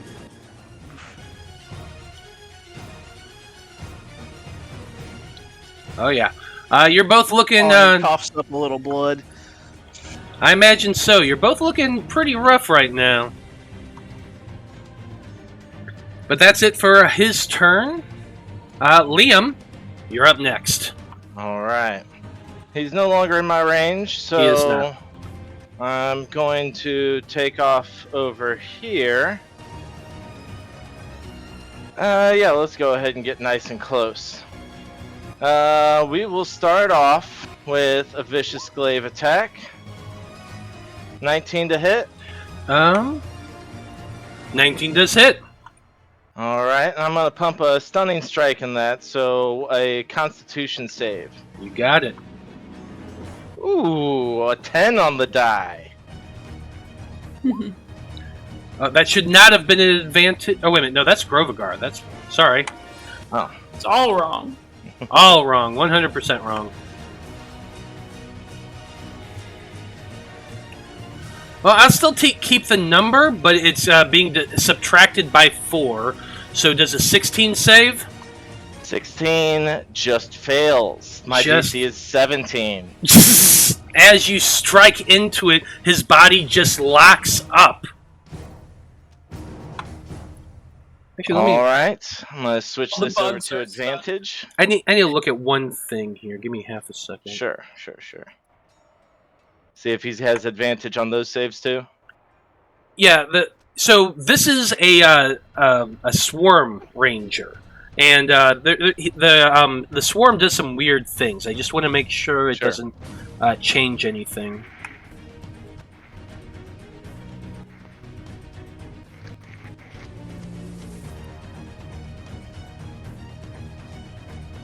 Nope, it doesn't. You're good. Awesome. All right, second attack at advantage. 27 to hit. Yes, that does. 8 damage, much lower on the die that time. But I'll go ahead and do a flurry of blows, because that seems to be the popular thing right now. Taking 2 key points on this turn. 21 and an 18. Both hit. The 18 just hits. Okay.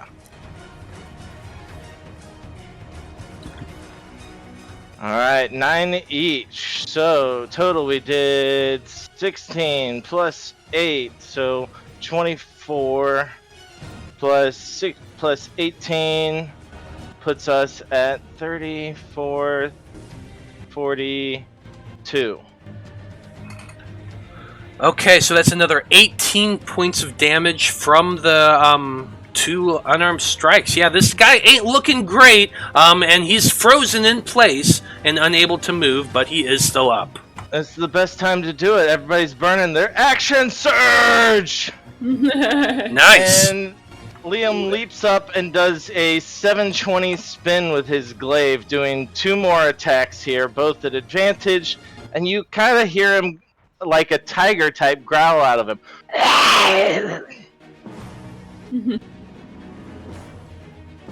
29 and 23. Of course they hit. Why wouldn't they? Doing another 7 and another 12. So 19 more points of damage. 19 more points of damage as you viciously slash into this bugbear with that glaive. He's barely hanging on, but he is still alive. Alright, that's it for my turn. I'm gonna not use the rest of my movement. I've done everything. Indeed you did. And next is poor Gurko, who's just frozen and kind of growling a little bit himself, but he's bleeding profusely. Okay.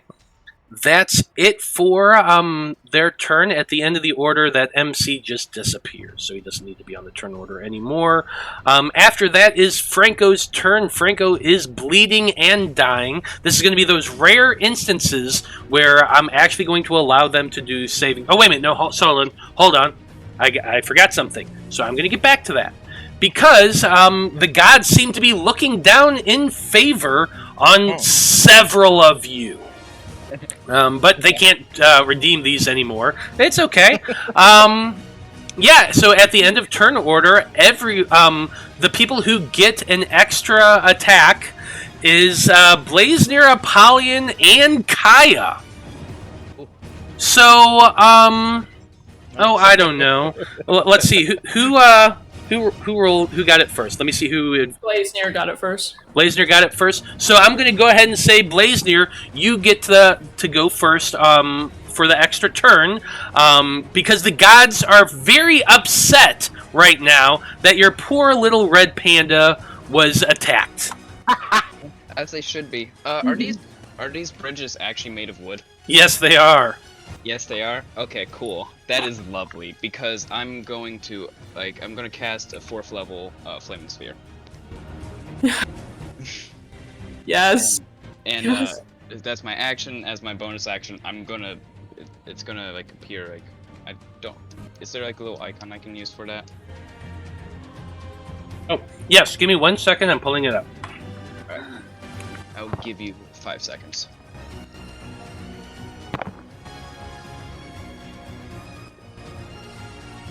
Yeah, so you can move it around. Just move it in a circle around her, going through the thing. Goodbye. You're in the lava now.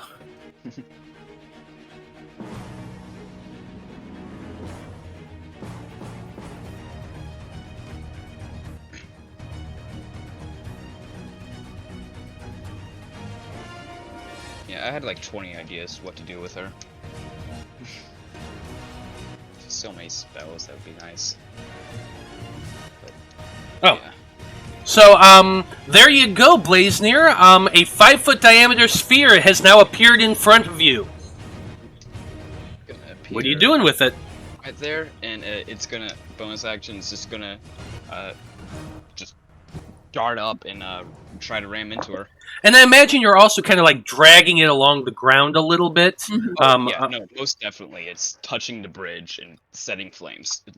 Absolutely. So as it just goes streaking across this bridge, it will absolutely catch on fire. And it's going to strike at Spring Wind. So what kind of save do I need to make? She needs to make a dexterity save, and I used 4th level, so that'd be, I think, 46. Yeah, she had already used her reaction her previous round, so it just happens. The dex saving throw is 5. 5. She definitely fails. So she takes 21 points of damage. Ouch! 21 points of damage as this ball of fire just strikes her. She cries out in pain as the flames lick and burn across her body. Obviously, she is still alive, but Sure. but she's on fire, and now so is the bridge. So I'll go ahead and add that.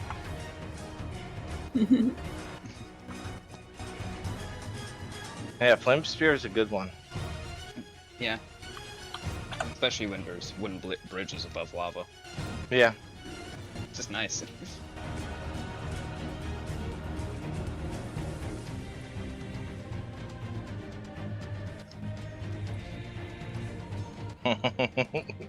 So there you go. Now you can see the little skid mark of the fire. Yep. And I'm just gonna walk up and just kind of stare at her through the flames. Alright. Let's get through this more quickly. Next extra turn. Thanks, DM. I appreciate you telling me that. Alright. Next up is Apollyon. redeemed by Blood from a Stone, who's saying, "Kill Grovagar, my brother. The Golden Boi shines tonight." So go ahead, Apollyon. What are you doing? Yeah, I'll make that their melee attack. I believe you're still at advantage, right? Well, he is if he's Not, I'm doing it gonna do it recklessly. recklessly. Yeah. Well, I do is be anesthetic reckless. redeemed advantage for Apollyon. Anesthetic did redeem advantage for Apollyon. All right, cool. So there you go. 24. I mean, it doesn't matter. It's before my next turn, so attacks against me have advantage no matter what Yeah. from the other reckless. So Yeah. Well, at that's why I pretty 24. much just give myself advantage every single time because I don't care. Yeah. But yeah, Nobody 24 else hits. is. But a 24 does hit. Bam, 19, 22 damage. Oh. Reduced by some, but Yeah. 5, 8. Yeah. So 5 17 lightning. 17 total Yep. points of damage. Yep. I just get one action, right? I don't get a whole turn, or? No, you get a whole turn. You get a whole action, Oh right? shit! Yeah. Oh, you get a whole Oh. turn. Okay. Second attack then. 27. Damn, I'm not getting the crits, but still good. Never say damn when you got a 27. Come on. Let's see. That's 14 regular damage and 6 lightning. Okay. That's enough to take him out.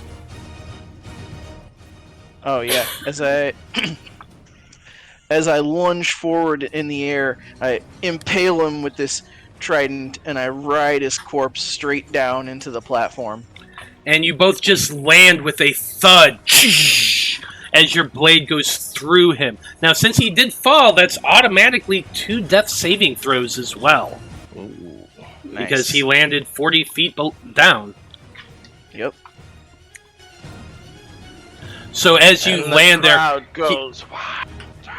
as you land, you just see this blood cough out from his jaws, which splatters on you, and you just hear him kind of whisper as he's fading into unconsciousness. "Well done, brother." Can I drop my trident as a free action and take out another weapon? Yes, as a free action you can. Alright, then I'd like to make a bonus action attack with my scimitar. You could not do that, however. Oh, okay. Doesn't work Alright, that then way. yeah. Holding it, right? Yes. You have to be holding That's it a at big the time. turn, man. That's a big turn. Alright, But end my turn. yeah, you end your turn, and that is just... The crowd is screaming in triumph. They're cheering hardcore.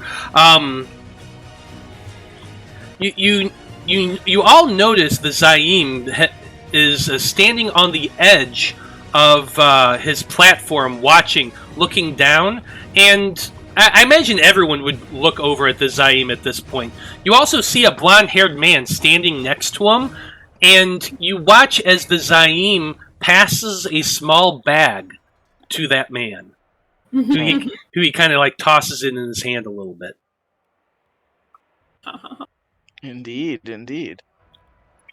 I'm sure you, Liam, you especially would recognize Gold Tongue, I think. Mm-hmm. But it is the top of the order now. Oh, wait a minute. No, one more person. Sorry. Caia. Caia has one more. Sorry. Yeah, Caia. That's right.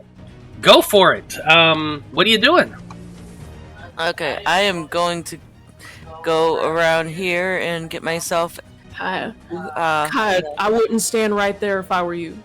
Oh, wait a minute. First, there is one thing I do have to adjust for that, because at the start of your turn, which this isn't a new turn, you need to go ahead and make the wisdom saving throw. wisdom. Stand anywhere but in that spot you went to. 19. 19 Okay. does save, And, okay. so it's only... So, okay, let me ask something. So, in order to get advantage for being flanked, can I be, like, maybe here? Would that be a flank? No, or you would would it literally like- have to be behind her to get, or behind the dwarf to get flanking. Or You, do that and then move at the end of your turn. to a different Okay. spot. Yeah. You can certainly technically do that. You did take 7 points of necrotic damage, by the way. That's fine. That ain't nothing. Nothing. Okay, so I'm gonna go there, and then 1, 2, 21 and 29. I'm assuming both hit. Yes, they do. So that's a 10 and 8 for 18. 18 points of damage. And then, flurry of blows, hand of harm. 1, 2, a 20 and a 29. The 20 just hits. So there's that. It kind of sucked. So that's another 8, 17. Is that correct for that one? Another 17 on top of the other 18 damage. Yes. So 17 plus 18. Yes, 17 points of damage. And then after that, I'm going to move right there. Okay. No, yeah, because I don't want to leave combat with them. So. Oh wait, shoot! I was supposed to have I was supposed to have advantage on all those. Oh yeah, you were supposed to have advantage on all those. Yeah, just roll the So save. we'll just we'll count the 21 and the 29 as the first as the first thing. So it would have hit either way. I would just roll 4 d20s and see if one of them's a 20, because you hit every time. So Yeah. Would that? that's the only difference. Yeah, is if you hit or just not. make it quick. Yeah, just make it quick. That's fine. Oh, So just roll 2 more quarter staffs and 2 more brass knuckles. Oh, there's 4 none d20s. of them were 20, so yeah. So no. So damage as is. Yep. Nice, 4 d20. That's what you said. This was my ploy to get you to put 420 in the chat. There you go. Okay, well, finally, top of the turn order. Frano is dying, so let's see whether or not they make a death saving throw. That's 2 failures Ooh, double with fail. a nat Critical 1. fail. Yeah. She's ready to go to the afterlife. Yeah, she definitely is. Ichabod, you're up next, so what are you doing? I would like to take a look at this here cleric. Can I see what god he is a cleric of? I'll allow a free perception check. Sure, why not? He ain't just on proud display like I am. Okay, perception. 15. 15. Yeah, you can see that he definitely looks like a cleric, but the symbolism on his holy symbol is actually a tree with a gigantic sideways eye on it. Then I say to him, why don't we test right now which is the higher power? And I'm gonna take 2 attacks on him. Okay, go for it. God, I can't roll for shit with my freaking sword. It's horrible. Ooh, inspiration. Yeah, There use we your go. inspiration. Do it. Inspo. 27. I'm There gonna you pump a go. 2nd level smite in that, so he can feel the power of Balrus. Do it. Okay, so and I forgot about my dueling before, so that's on there too. We'll see. See if it'll work. Nope. Get didn't your roll. duel on. Damn. Okay, so oh my gosh. So what does the 20 dueling radiant add? from the plus 2 Okay. damage. So 20 radiant plus 8, 28, and then 35 damage on that hit. Okay, 35 points of damage. Yeah, very nice. The 19, however, does not hit. All right, that's fine. As a bonus action, I'm gonna cast Spiritual Weapon. There's that. And I'm gonna make it hit this Kenku on the ground right here. Wow, vicious. Goodbye. You're Okay, heating up. let me go ahead and pop that thing up for you. So with advantage, I imagine. Yeah, it would be advantage. 22. Yeah, that's gonna hit. See you in the afterlife, my friend. Yeah, with that, that spectral whip appears, and it just whips down at this unconscious Kenku. The final strike across the face just rips its beak open, and you hear the death throw as it just And then I You look at the also- cleric and- oh, go ahead. Oh, you also hear coming from its voice, "The dreamer take you."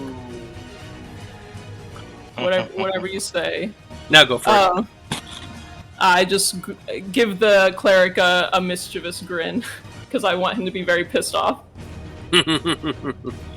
Fair enough. Oh, by the way, since it was your turn, we forgot to have you roll that wisdom check, Oh, didn't true. we? 26. 26. Not with advantage, but- 26 Should've does been save. advantage, but yeah. I'll take that halvesies. Yep, so that's 8 points of necrotic damage. And Spirit Guardians is not concentration, right?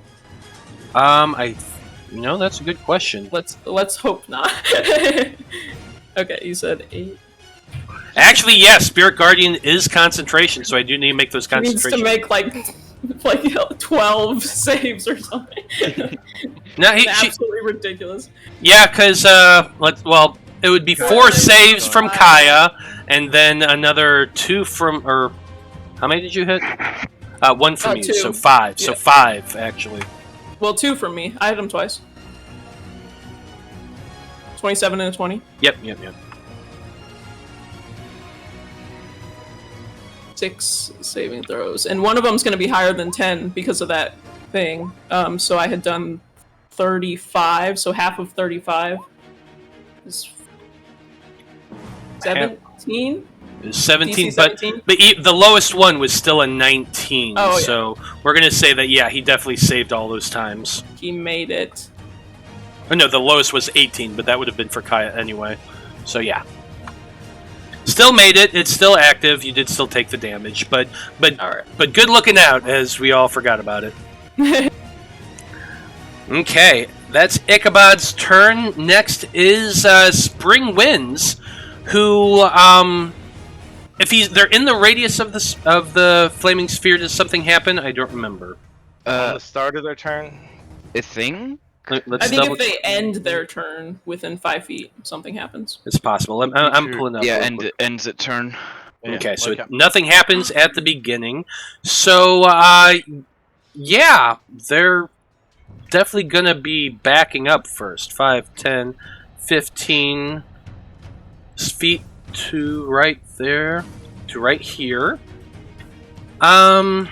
Yeah, she definitely did not enjoy that from you, Blaznir. Well, do something about it. Magic battle.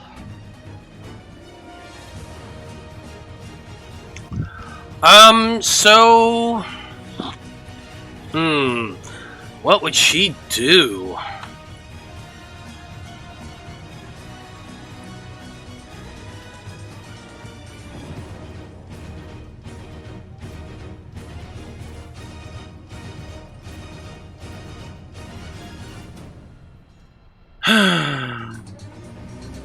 Okay, Blaznir. Yeah. Sorry. Or not. Yeah, so she's casting telekinesis. Oh, And she's going to try to shove you 30. She's basically trying to throw you 30 feet away, which is going to be in the lava if she succeeds. So, What save do I need to make? you need to make a DC 17. What is it? A strength check. You can make you can make a huge or smaller. You can let's see. Oh. If you, Oh, it's not even the same. Move creature. a huge or smaller creature. creature, Make an make an ability ability check. check with your Up to with your 1,000 pounds. okay. Make an ability check with your spellcasting ability contested by the Yeah. creature's strength. Oh, it's a contested strength check. Not Oh. athletics, just straight up strength. Just straight up That's it. strength. Yeah. Okay, cool. Oh wow, that is. Pretty good. Actually, wow, you got so freaking lucky. Yeah, That is so lucky. This is the strongest Blaznir's ever been. Like muscles bulging, veins popping. yeah, that was incredible. She shoves you with all of the telekinetic force. Looks like the stream went down? Huh. Yeah, I think it did. Well, good thing This I'm will still also recording be it. up on YouTube, yeah. We'll get it in post. We're doing it live! Yeah, sure enough. I don't know what's going on, but it does seem like we stopped streaming, which is weird because it's still showing me live on my That is weird. on the thing. Okay, OBS Studio reconnected successfully. Yeah, that's kind of weird. I'm not sure exactly what happened, but for some reason we lost the stream for a little bit. But we should be back, everybody, or at least I hope so. I'm sure we'll be back in a second. Let's see. Still the Tabaxi's turn. Yeah? Okay, yeah, looks like we are back. They're probably still going through a commercial right now, because that also happens, Yeah. but that's okay. So that was her action to cast that spell, and it didn't work, which is really unfortunate, because I really wanted to throw somebody in the lava this game. I think she can keep it going. Oh yeah, so she can. She can. I still have time. Definitely. So as her action, God, she kind of running low on sorcery points here. Running low on friends who are alive. That's true too.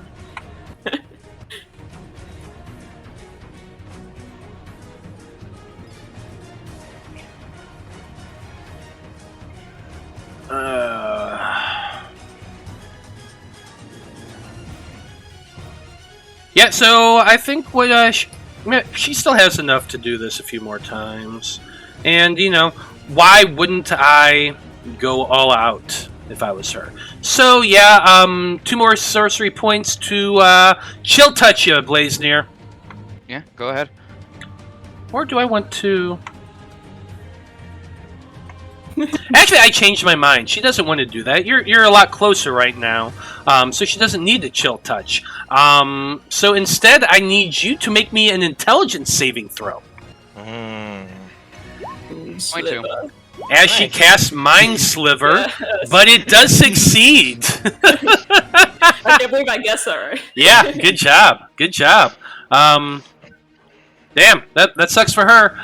She's going to go ahead and use that feline agility to get the fuck away from you. Did 5, she 10. take a turn where she didn't move? Yes, to she get it did. back? Yes, she did. She did not move. Oh, wait a minute. No, you're right. She did move that last turn. She didn't stay. You're absolutely right. Yeah, So I thought she moved a little bit. she did move yeah. a little bit that turn. I remember. You're right. So instead, she only has 15 more feet of movement. 5, 10, 15. So she got to right there. Backing away from you.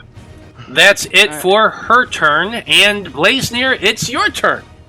It is. And I've been checking for things I can wild shape into, but I'm not looking through that book anymore. There's Over it. so many things that are just not beasts, and I just don't want to deal with that. So let's see. So what you doing? That's pointless to do. Well, I suppose, seeing her run away, I'm gonna... yeah, sure, I'm gonna cast a Scorching Ray just at the bridge in front of her. Scorching At the Ray bridge at in the front of bridge. Yeah, Okay. just at the bridge in front of her in 3 different spots. Okay, so like around here? Can you do the space that she's on? I guess I could, yeah. Then she might just drop. Okay, well, if you want to try to do the space she's on, like literally standing on, you can do that. It has its own DC, and it has its own hit points. It's entirely up to you how you want to do it. You know what, yeah, I'll do the bridge under her, just... yeah. Okay, love it. What level are you casting the spell? At second. At second Base. level. Well, I will point out you are within 60 feet of her, and this is the whole reason why she hasn't cast any 3rd level spells, because she does just do a 3rd level spell, counter spell. Alright. Please no. Bonus action, I'm moving my thing, so 5, 10, 15, 20, 25, 30. It can't get up to her, but sets that entire bridge on fire. Yes, that's the entire bridge on fire as it's moving. It really... Wait, can it really not get up to her? Well, it can jump 10-foot gaps, so if you went diagonally, could you get to her? I could... I think so, yeah, actually. Yeah, because that's 10 feet right there. Yeah, never mind. It's gonna... No, you could get it right there to hit her. Yes, you could. Yep. So yeah, Okay. dexterity save again. Dexterity saving throw.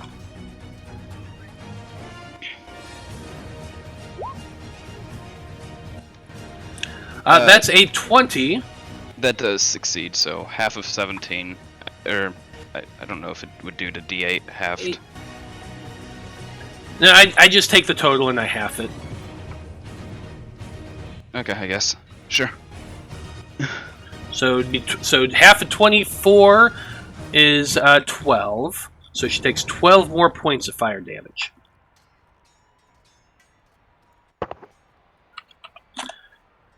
Okay. And, That's it for your turn, Blaznir? I can move.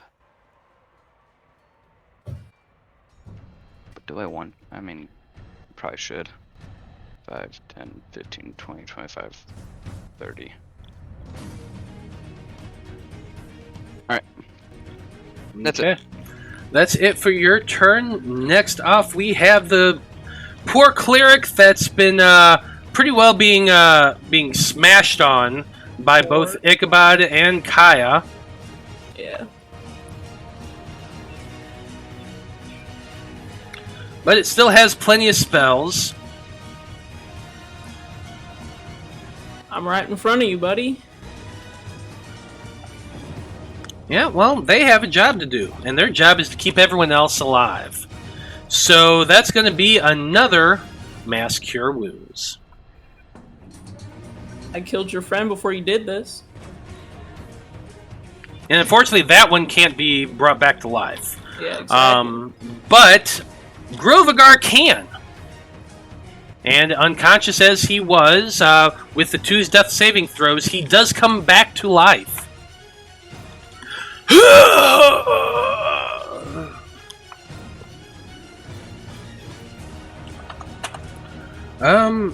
Aphid takes that as well.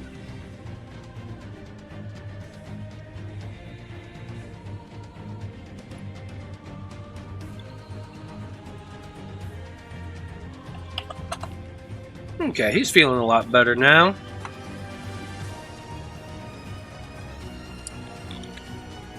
It's a shame clerics don't have better bonus actions, though. But he never got a chance. He uses that, so... Oh well. That's it for him. He's still tanking. Sitting there. Oh, hold on. Is he close? Is she close enough? Let me see.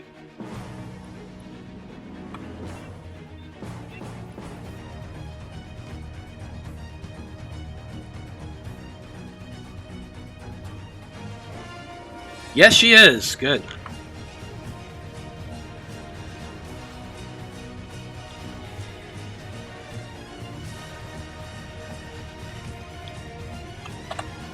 Okay. That's it. Next is Apollyon. Apollyon, you're on top of the Grovagar, basically kneeling on his plate armor. Your sword, or your scimitar is now in your hand. And Grovagar just woke up a little bit and coughed a little bit more blood. But it is your turn. I moved to do the coup d'etat, cut off his head. Attack with advantage. That's a coup de grace.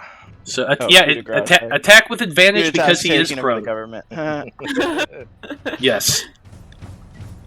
We're taking over the head of state. 17. 17's not enough. He is able to put his arms up and deflect your first attack.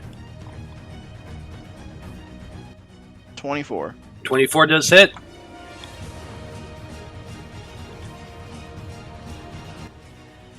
Uh, 15 plus 1. Yeah, so 16 points of damage. You slash at him, but he's still alive. Barely. Bonus action. Because he got 17 hit points back. Get rid of him. 23. 23 does hit. 14 more points of damage. 14 more points of damage does take him out once again, and he is now unconscious. Again. But I don't get to cut his head off. Okay. Yeah, unfortunately not. All right, I'm standing on top of him. Stay down. Yeah. You say stay down as you stab into his shoulder again. He coughs up more blood and the consciousness fades from his eyes, for at least the moment. Caia, you're up next. Okay, I mean, I'm just gonna go here to get me my advantage.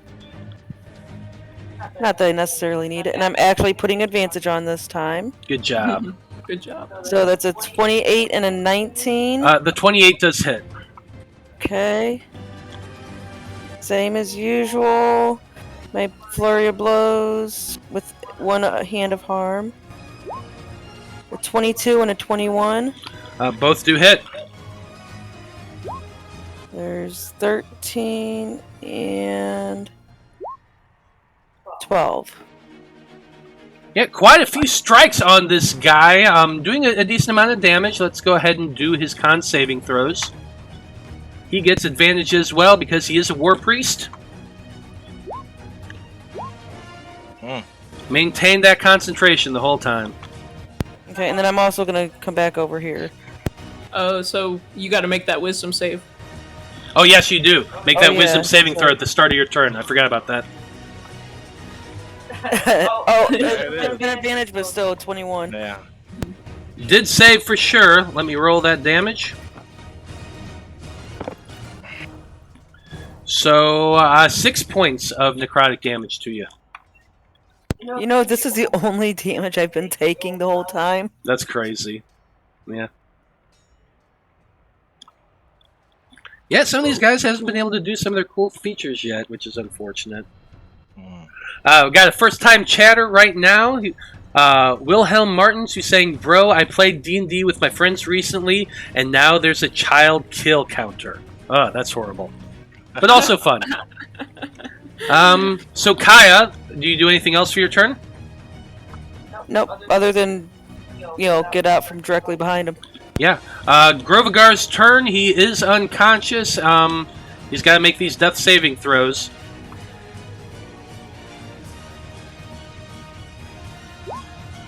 That is a failure for him. Okay. Liam, you're up next. Alright, Liam's going to pivot around this one. You get right about to here and take his advantage attack. Why do you have advantage on the attack? Because he's still stunned. Oh, that's right. He is still stunned. Yes. So, 25. It hits. And I'm adding a superiority die Don't bother. to shove him because he automatically fails strength saves. Fair enough. Well, either way, it was going to kill him, I'm pretty sure. But Right. yes. Make him die falling into Yes. lava. You no, I dig it. I absolutely dig this. Lava. You I spend... rolled a 1 on the damage die. Was a 7 enough to do it? Oddly enough, no. But... Perfect. But... Because he has 9 hit points. However... Oh wait, I get to add a superiority die, so a little d8 there. Oh, just barely. Well, that would have been enough to kill him, but I like the thematics of this, so just tell us how this looks as you shove him off the bridge with your glaive. As Liam pivots around and he golf swings at this poor son of a bitch who's stunned, he gets launched 15 feet diagonally, landing right here into the lava, and the last thing you hear out of his mouth is, "Oh, what a world! What a world!" Yeah, since he dies on the way down, that he gets the death save fails, right? Yeah. When he hits the lava. Oh, the moment he hits the lava, like, he He's just just dies. dead. Yes. Just straight up dead. There's no saving that. Even, like, the moment he hits it, 2 death saving throws, the moment his And then- turn comes up, he's dead. Yeah. So Yeah. he is So definitely dead. Because that's his turn next, actually. So you just hear that burning sound. The smell of burning hair just assaults your nostrils. It's pretty damn gross. And you hear that call in pain. He is dead. With the end of my turn, I'm going to take Patient Defense as my bonus action and stare down this this cat and say, "Come on, Huckleberry, come this way."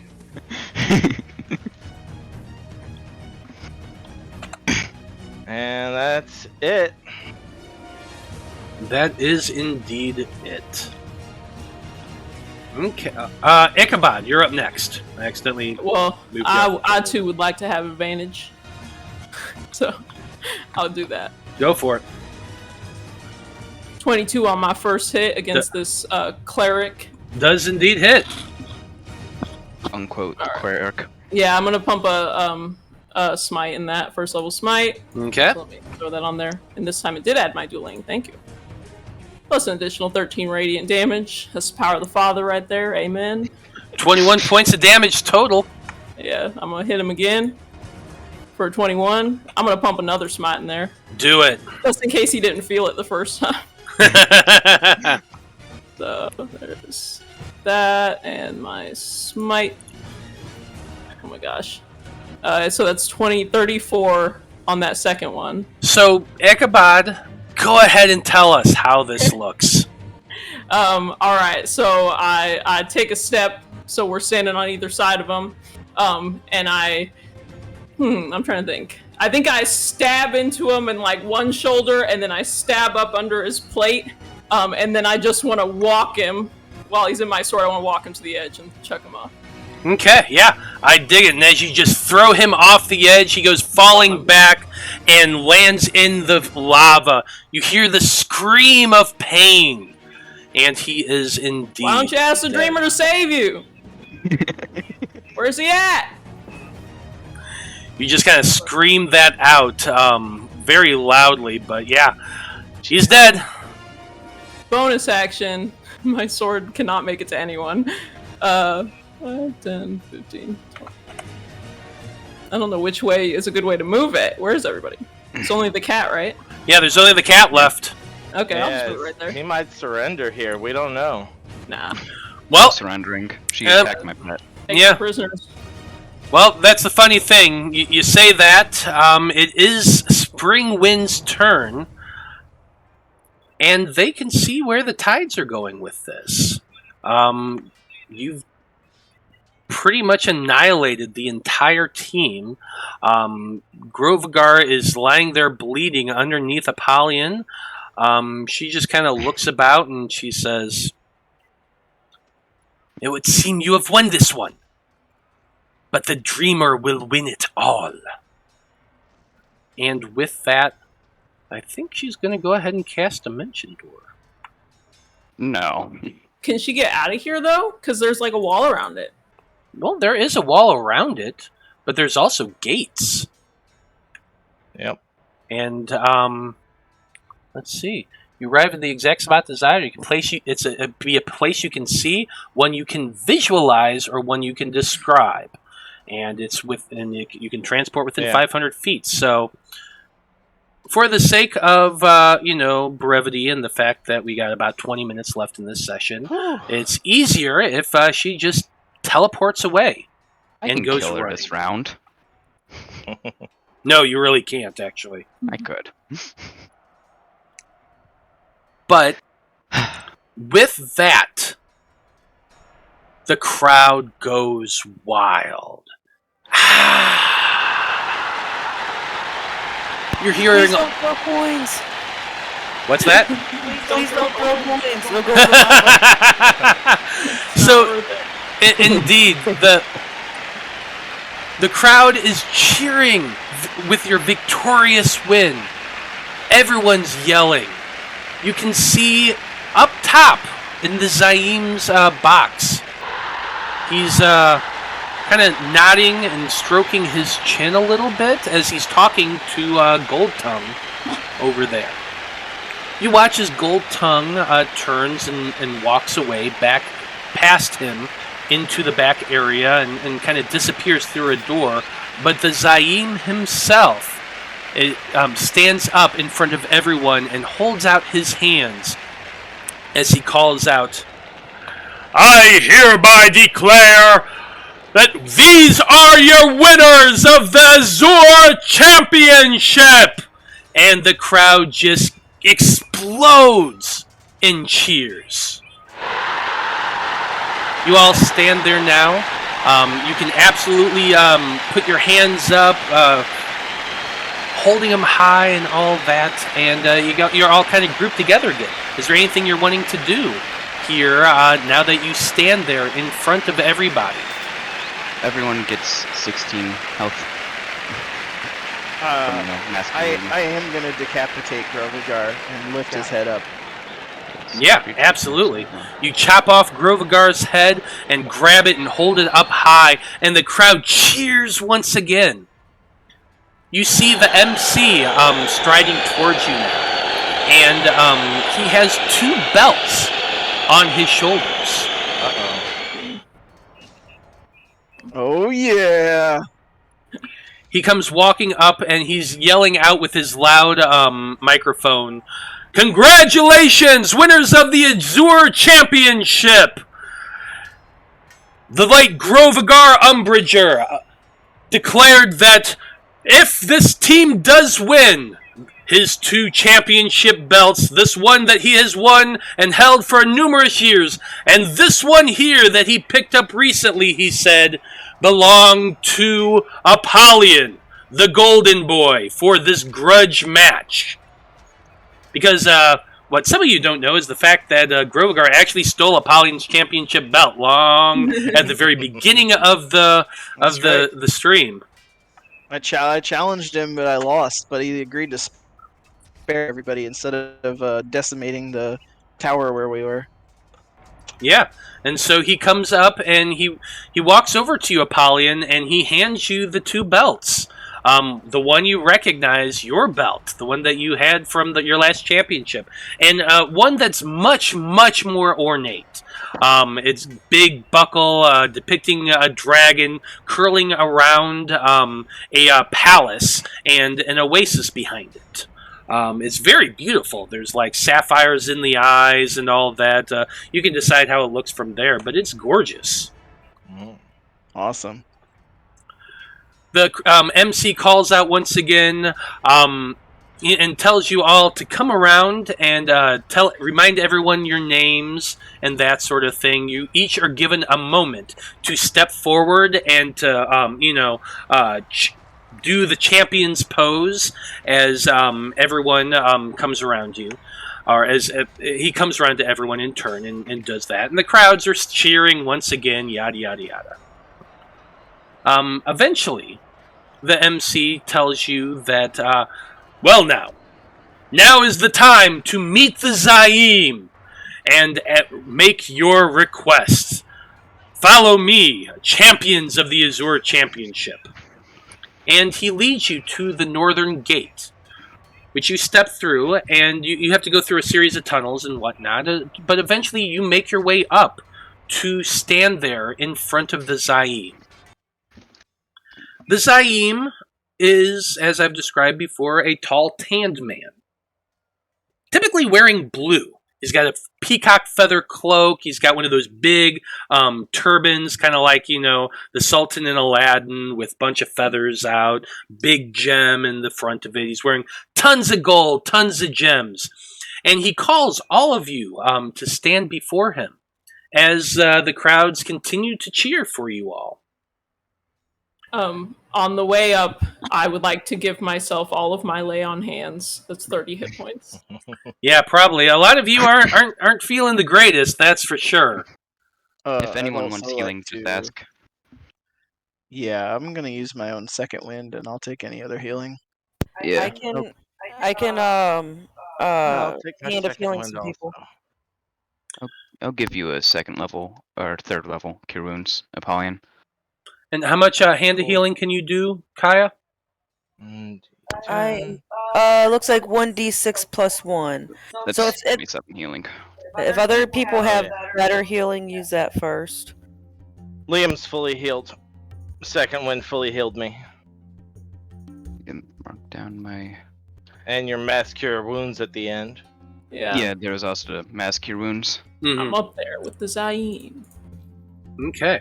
Well, the Zaim, as you go stepping out there. He's seated upon a big ornate throne made of stone with cushions, and it's bejeweled to all hell. There are several slaves standing behind him, waving the palm fronds over him. He's got a bunch of those the ministers and the rich people all kind of clustered behind, and you're all brought to stand in front of him on the dais here in front. If anyone wants to move their tokens, they can, but you'd all be kind of up here in front.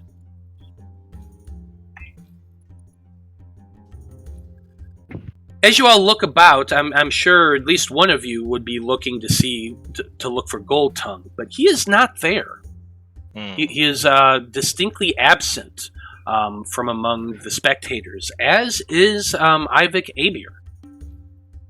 Sure. As your group steps in front, the crowd goes wild once again as the Zaim stands up and yells, "You are champions, and my champion! You have all done very well indeed, and I am particularly excited to see one of our former champions come back to risk all and win once again. Now tell me, what is the thing that you request from your Zaim?"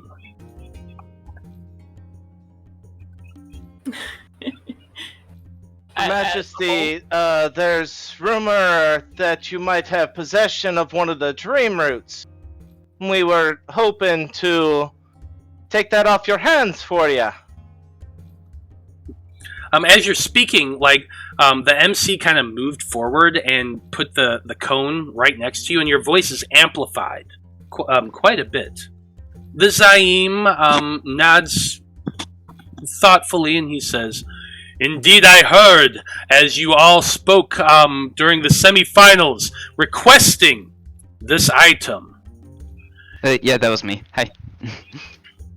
He nods to you in a gracious manner, and he says, "It is my unfortunate duty to inform you all that while I once did indeed have a dream root in my collection, I have since given it away. So I am unable to carry out this request." And then he says, "But," and he stands up once again, "since I am unable to make the request you wished happen, I instead offer this alternative. Each of you may make a smaller request of me." Can I roll an insight to see if he's telling the truth about not having it? You absolutely can. I'll join in if I can. Certainly. Yeah. Accidental advantage, I but still. trust him. 26.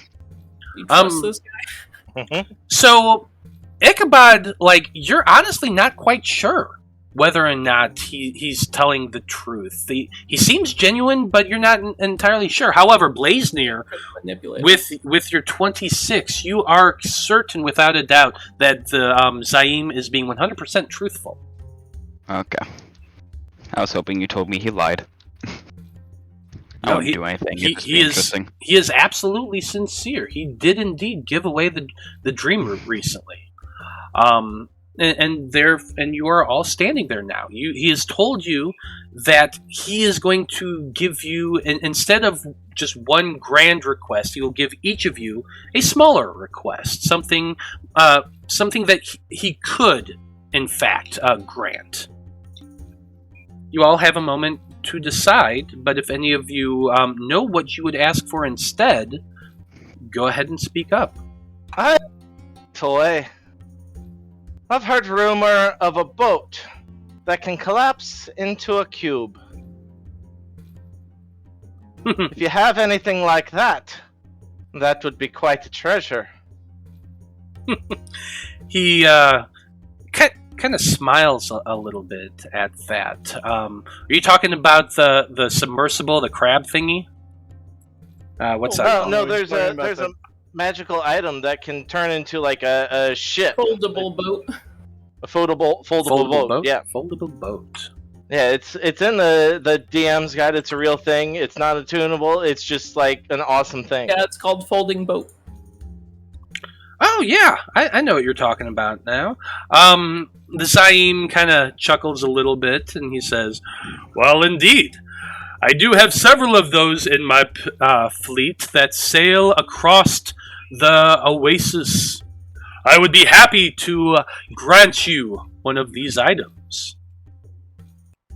And he turns back and he looks at one of the many individuals who are just standing in the back. This one is wearing like sheer gossamer white silk that is very much see-through. Chains around the neck, ankles and wrists, and he just looks at one of them, just a human male. The slave bows its head and turns and begins walking away.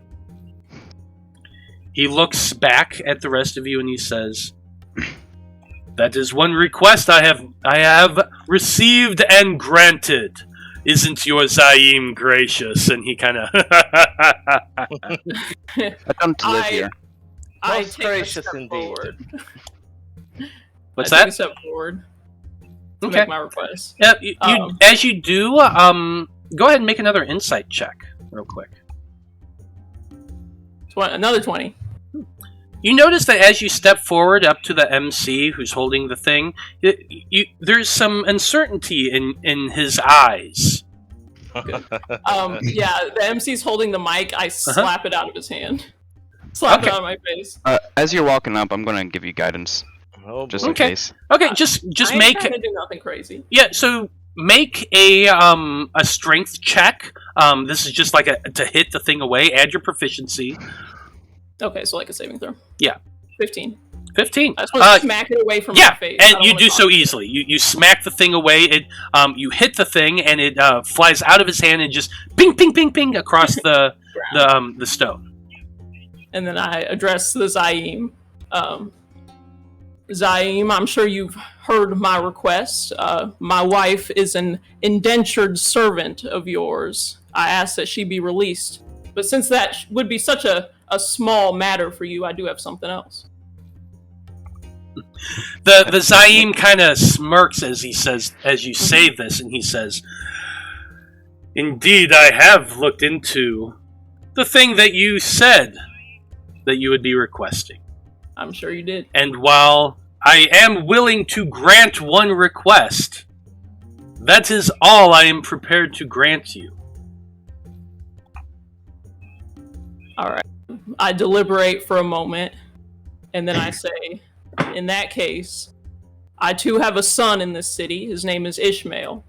He's gotten into some trouble with the Cerulean Syndicate and owes them a debt of sorts. I'm sure you could work something out or perhaps pay that debt off. The Zaim smirks at this, and he says, "Ah, your requests are related then. I was not expecting that." And he leans forward. And as he does, he looks at you square in the eye, Ichabod. And I need you to make a throw, which I'm looking up real quick. With guidance. I need you to make a wisdom saving throw. Guidance does not affect saving throws. No, it doesn't. It's just I skill should have checks. given inspiration. But Another 15. As the Zaim's eyes lock with yours, you're staring into them, almost as though they're staring into your soul. He has very dark brown eyes, but for just a moment, they flash this bright crystalline blue, and your heart clenches in fear. It pumps in your chest, and your entire body is rigid in fright. However, the Zaim then leans back and seems to relax, and his smile grows because he saw the look of fear in your eyes. And he says, "You will go to Sorry, I blanked for a second. You will go to the Kazin bunkhouse in the lower southeast quadrant of Rowena. There you will speak to a man named Tenenbaum Griff. This man is a tabaxi, though he takes his name from human stock. See him, and he will explain the situation with your family, and I believe you will be satisfied. This is the boon I grant to you. All right. What was the bunkhouse called? What was the name of it? Oh God, it doesn't matter. The bunkhouse southeast quadrant. Tenenbaum is the name. That's the thing that's important. Okay, I take a step back and let go of a breath I was holding. Yeah, you definitely do, and fortunately you remembered to wear your brown pants today. Well, I'm a very stoic person. I can be scared and. Oh yeah, I know. It was just a joke. It was a joke. But that's two of you. I've heard some talk of a certain cape that allows you to teleport and leave a bit of smoke behind. If you have one of those, then I would cape of the mountebank or whatever. It's a DMG rare magical item.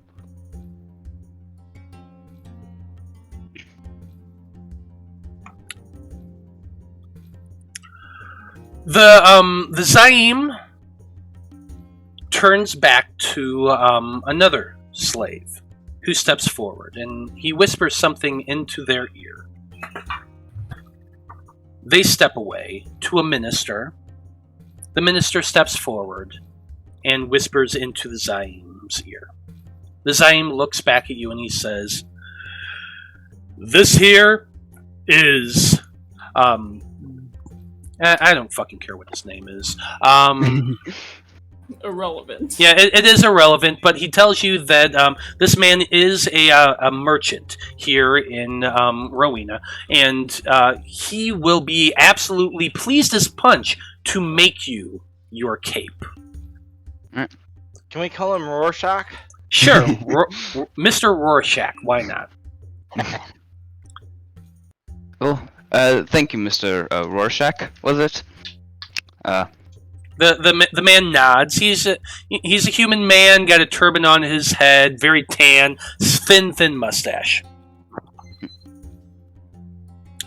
Okay. Apollyon and Caia.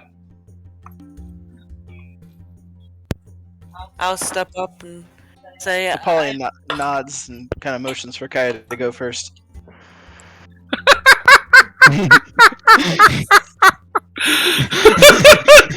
You interrupted Caia to tell her to go first. I love it. Go ahead, Caia. Go ahead.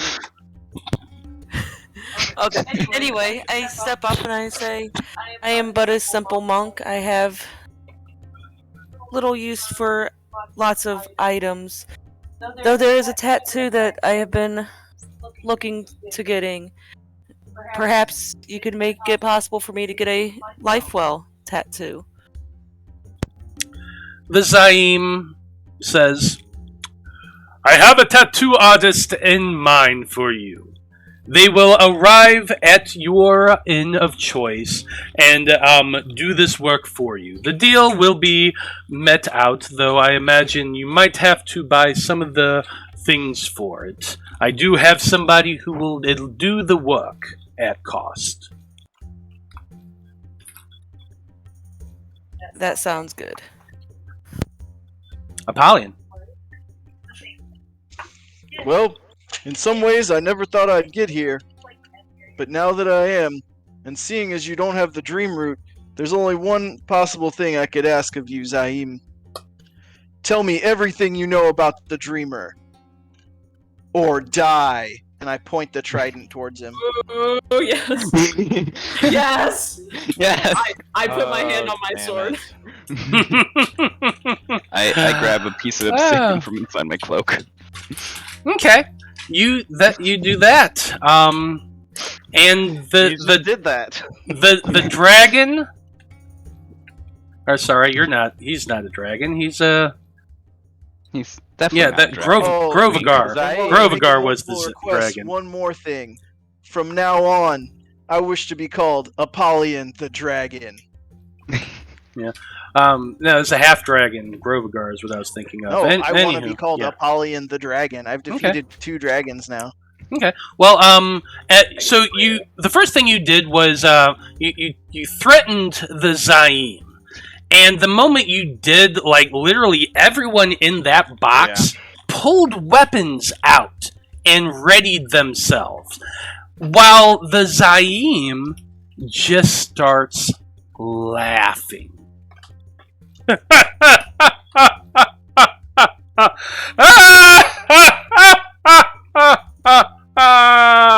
He's clapping his hands, and as he does this, he stands up once again. And I lost my thing, so hold on a second.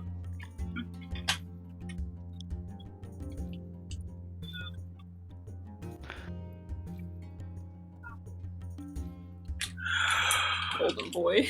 About to get right. So anyway, he stands up and he's clapping his hands and he says, "My child, you come to me, my son,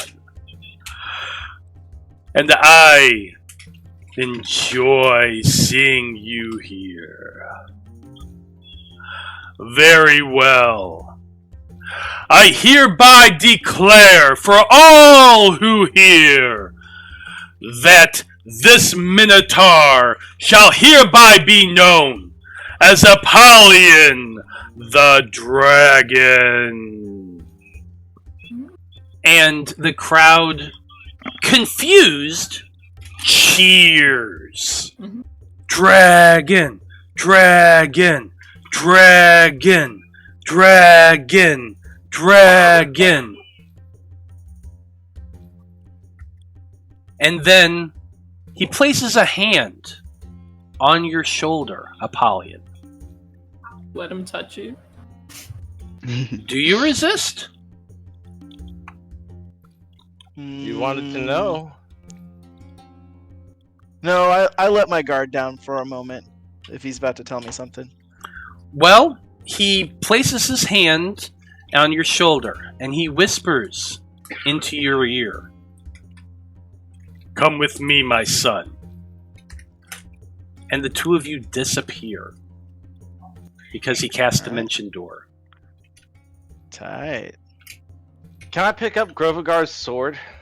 No, because you guys can't. Okay. It's like Excalibur. You can't lift it. Had to ask. Well, so actually, I mean, so here's I'll go ahead and tell you because there's no reason now. The thing's over. No, you don't get to collect any gear that any of your opponents carry. But also, just for your own knowledge, all the magic that was associated with Grovagar's sword disappeared the moment he died. It went from being a glowing purple sword to just a standard long sword. Interesting. Just like Port Leone. Because the he's power came from within him. within Just like something the Power anyway. Rangers. Well, from within something anyway. Then his dark Something pact- gooey inside. And we're going to pick up what happens to Apollyon on the next episode of the Fab 5 campaign, which will be in about 2 weeks. But everyone gasps in that moment as you see Apollyon disappear along with the Zayn. I go, Did oh not man, I was expect really looking that. forward to a fight. Yeah, I was didn't not. expect him to threaten. I didn't expect him. I thought he was very very beloved by the Zaim and loved him back. So I would understand Apollyon the Dragon Slayer, but Apollyon the Dragon, okay, yeah, you are a dragon because you killed dragons. I got it. All right. Well, if you were to Place fight him right Grovagar. there, I would have been behind you 100%. Kill this man. well, that would have been Oh fun. my God. Wouldn't have been. So the funny thing is like when the Zaim disappears and all of that, like all the guards still have their weapons ready, and they're kind of looking at you, and you're looking at them. And one of the chief guards, big burly veteran dudes, just looks at you and says, "We gonna do this, or we escorting you out?" Well, I was. No, we're with the leaving. Zaim. We're leaving. I think you are gonna escort us out. Go ahead. Let's go. We could just walk out. It's not that big of a deal. No, I want an escort.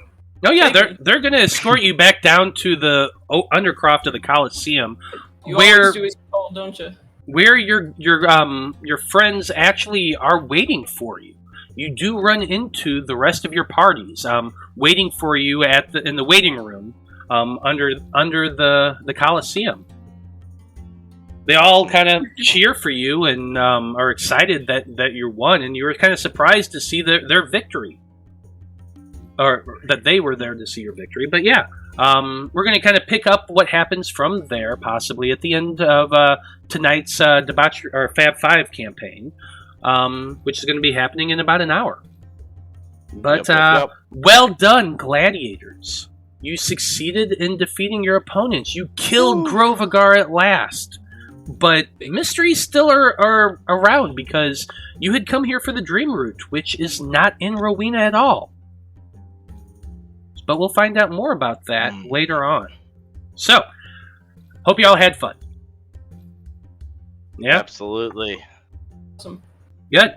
Well, on behalf of everyone here with the Gladiators of the Azure Championship, I just want to say to everyone who watched, thank you very much. We really appreciate you tuning in and supporting us. Come hang out with us again in an hour when we do the conclusion of the heist. So on behalf of everyone here, I just want to say once again, thank you for watching. Have a great evening, and we'll see you in 2 weeks. Good night. Bye. Bye. Peace. Bye.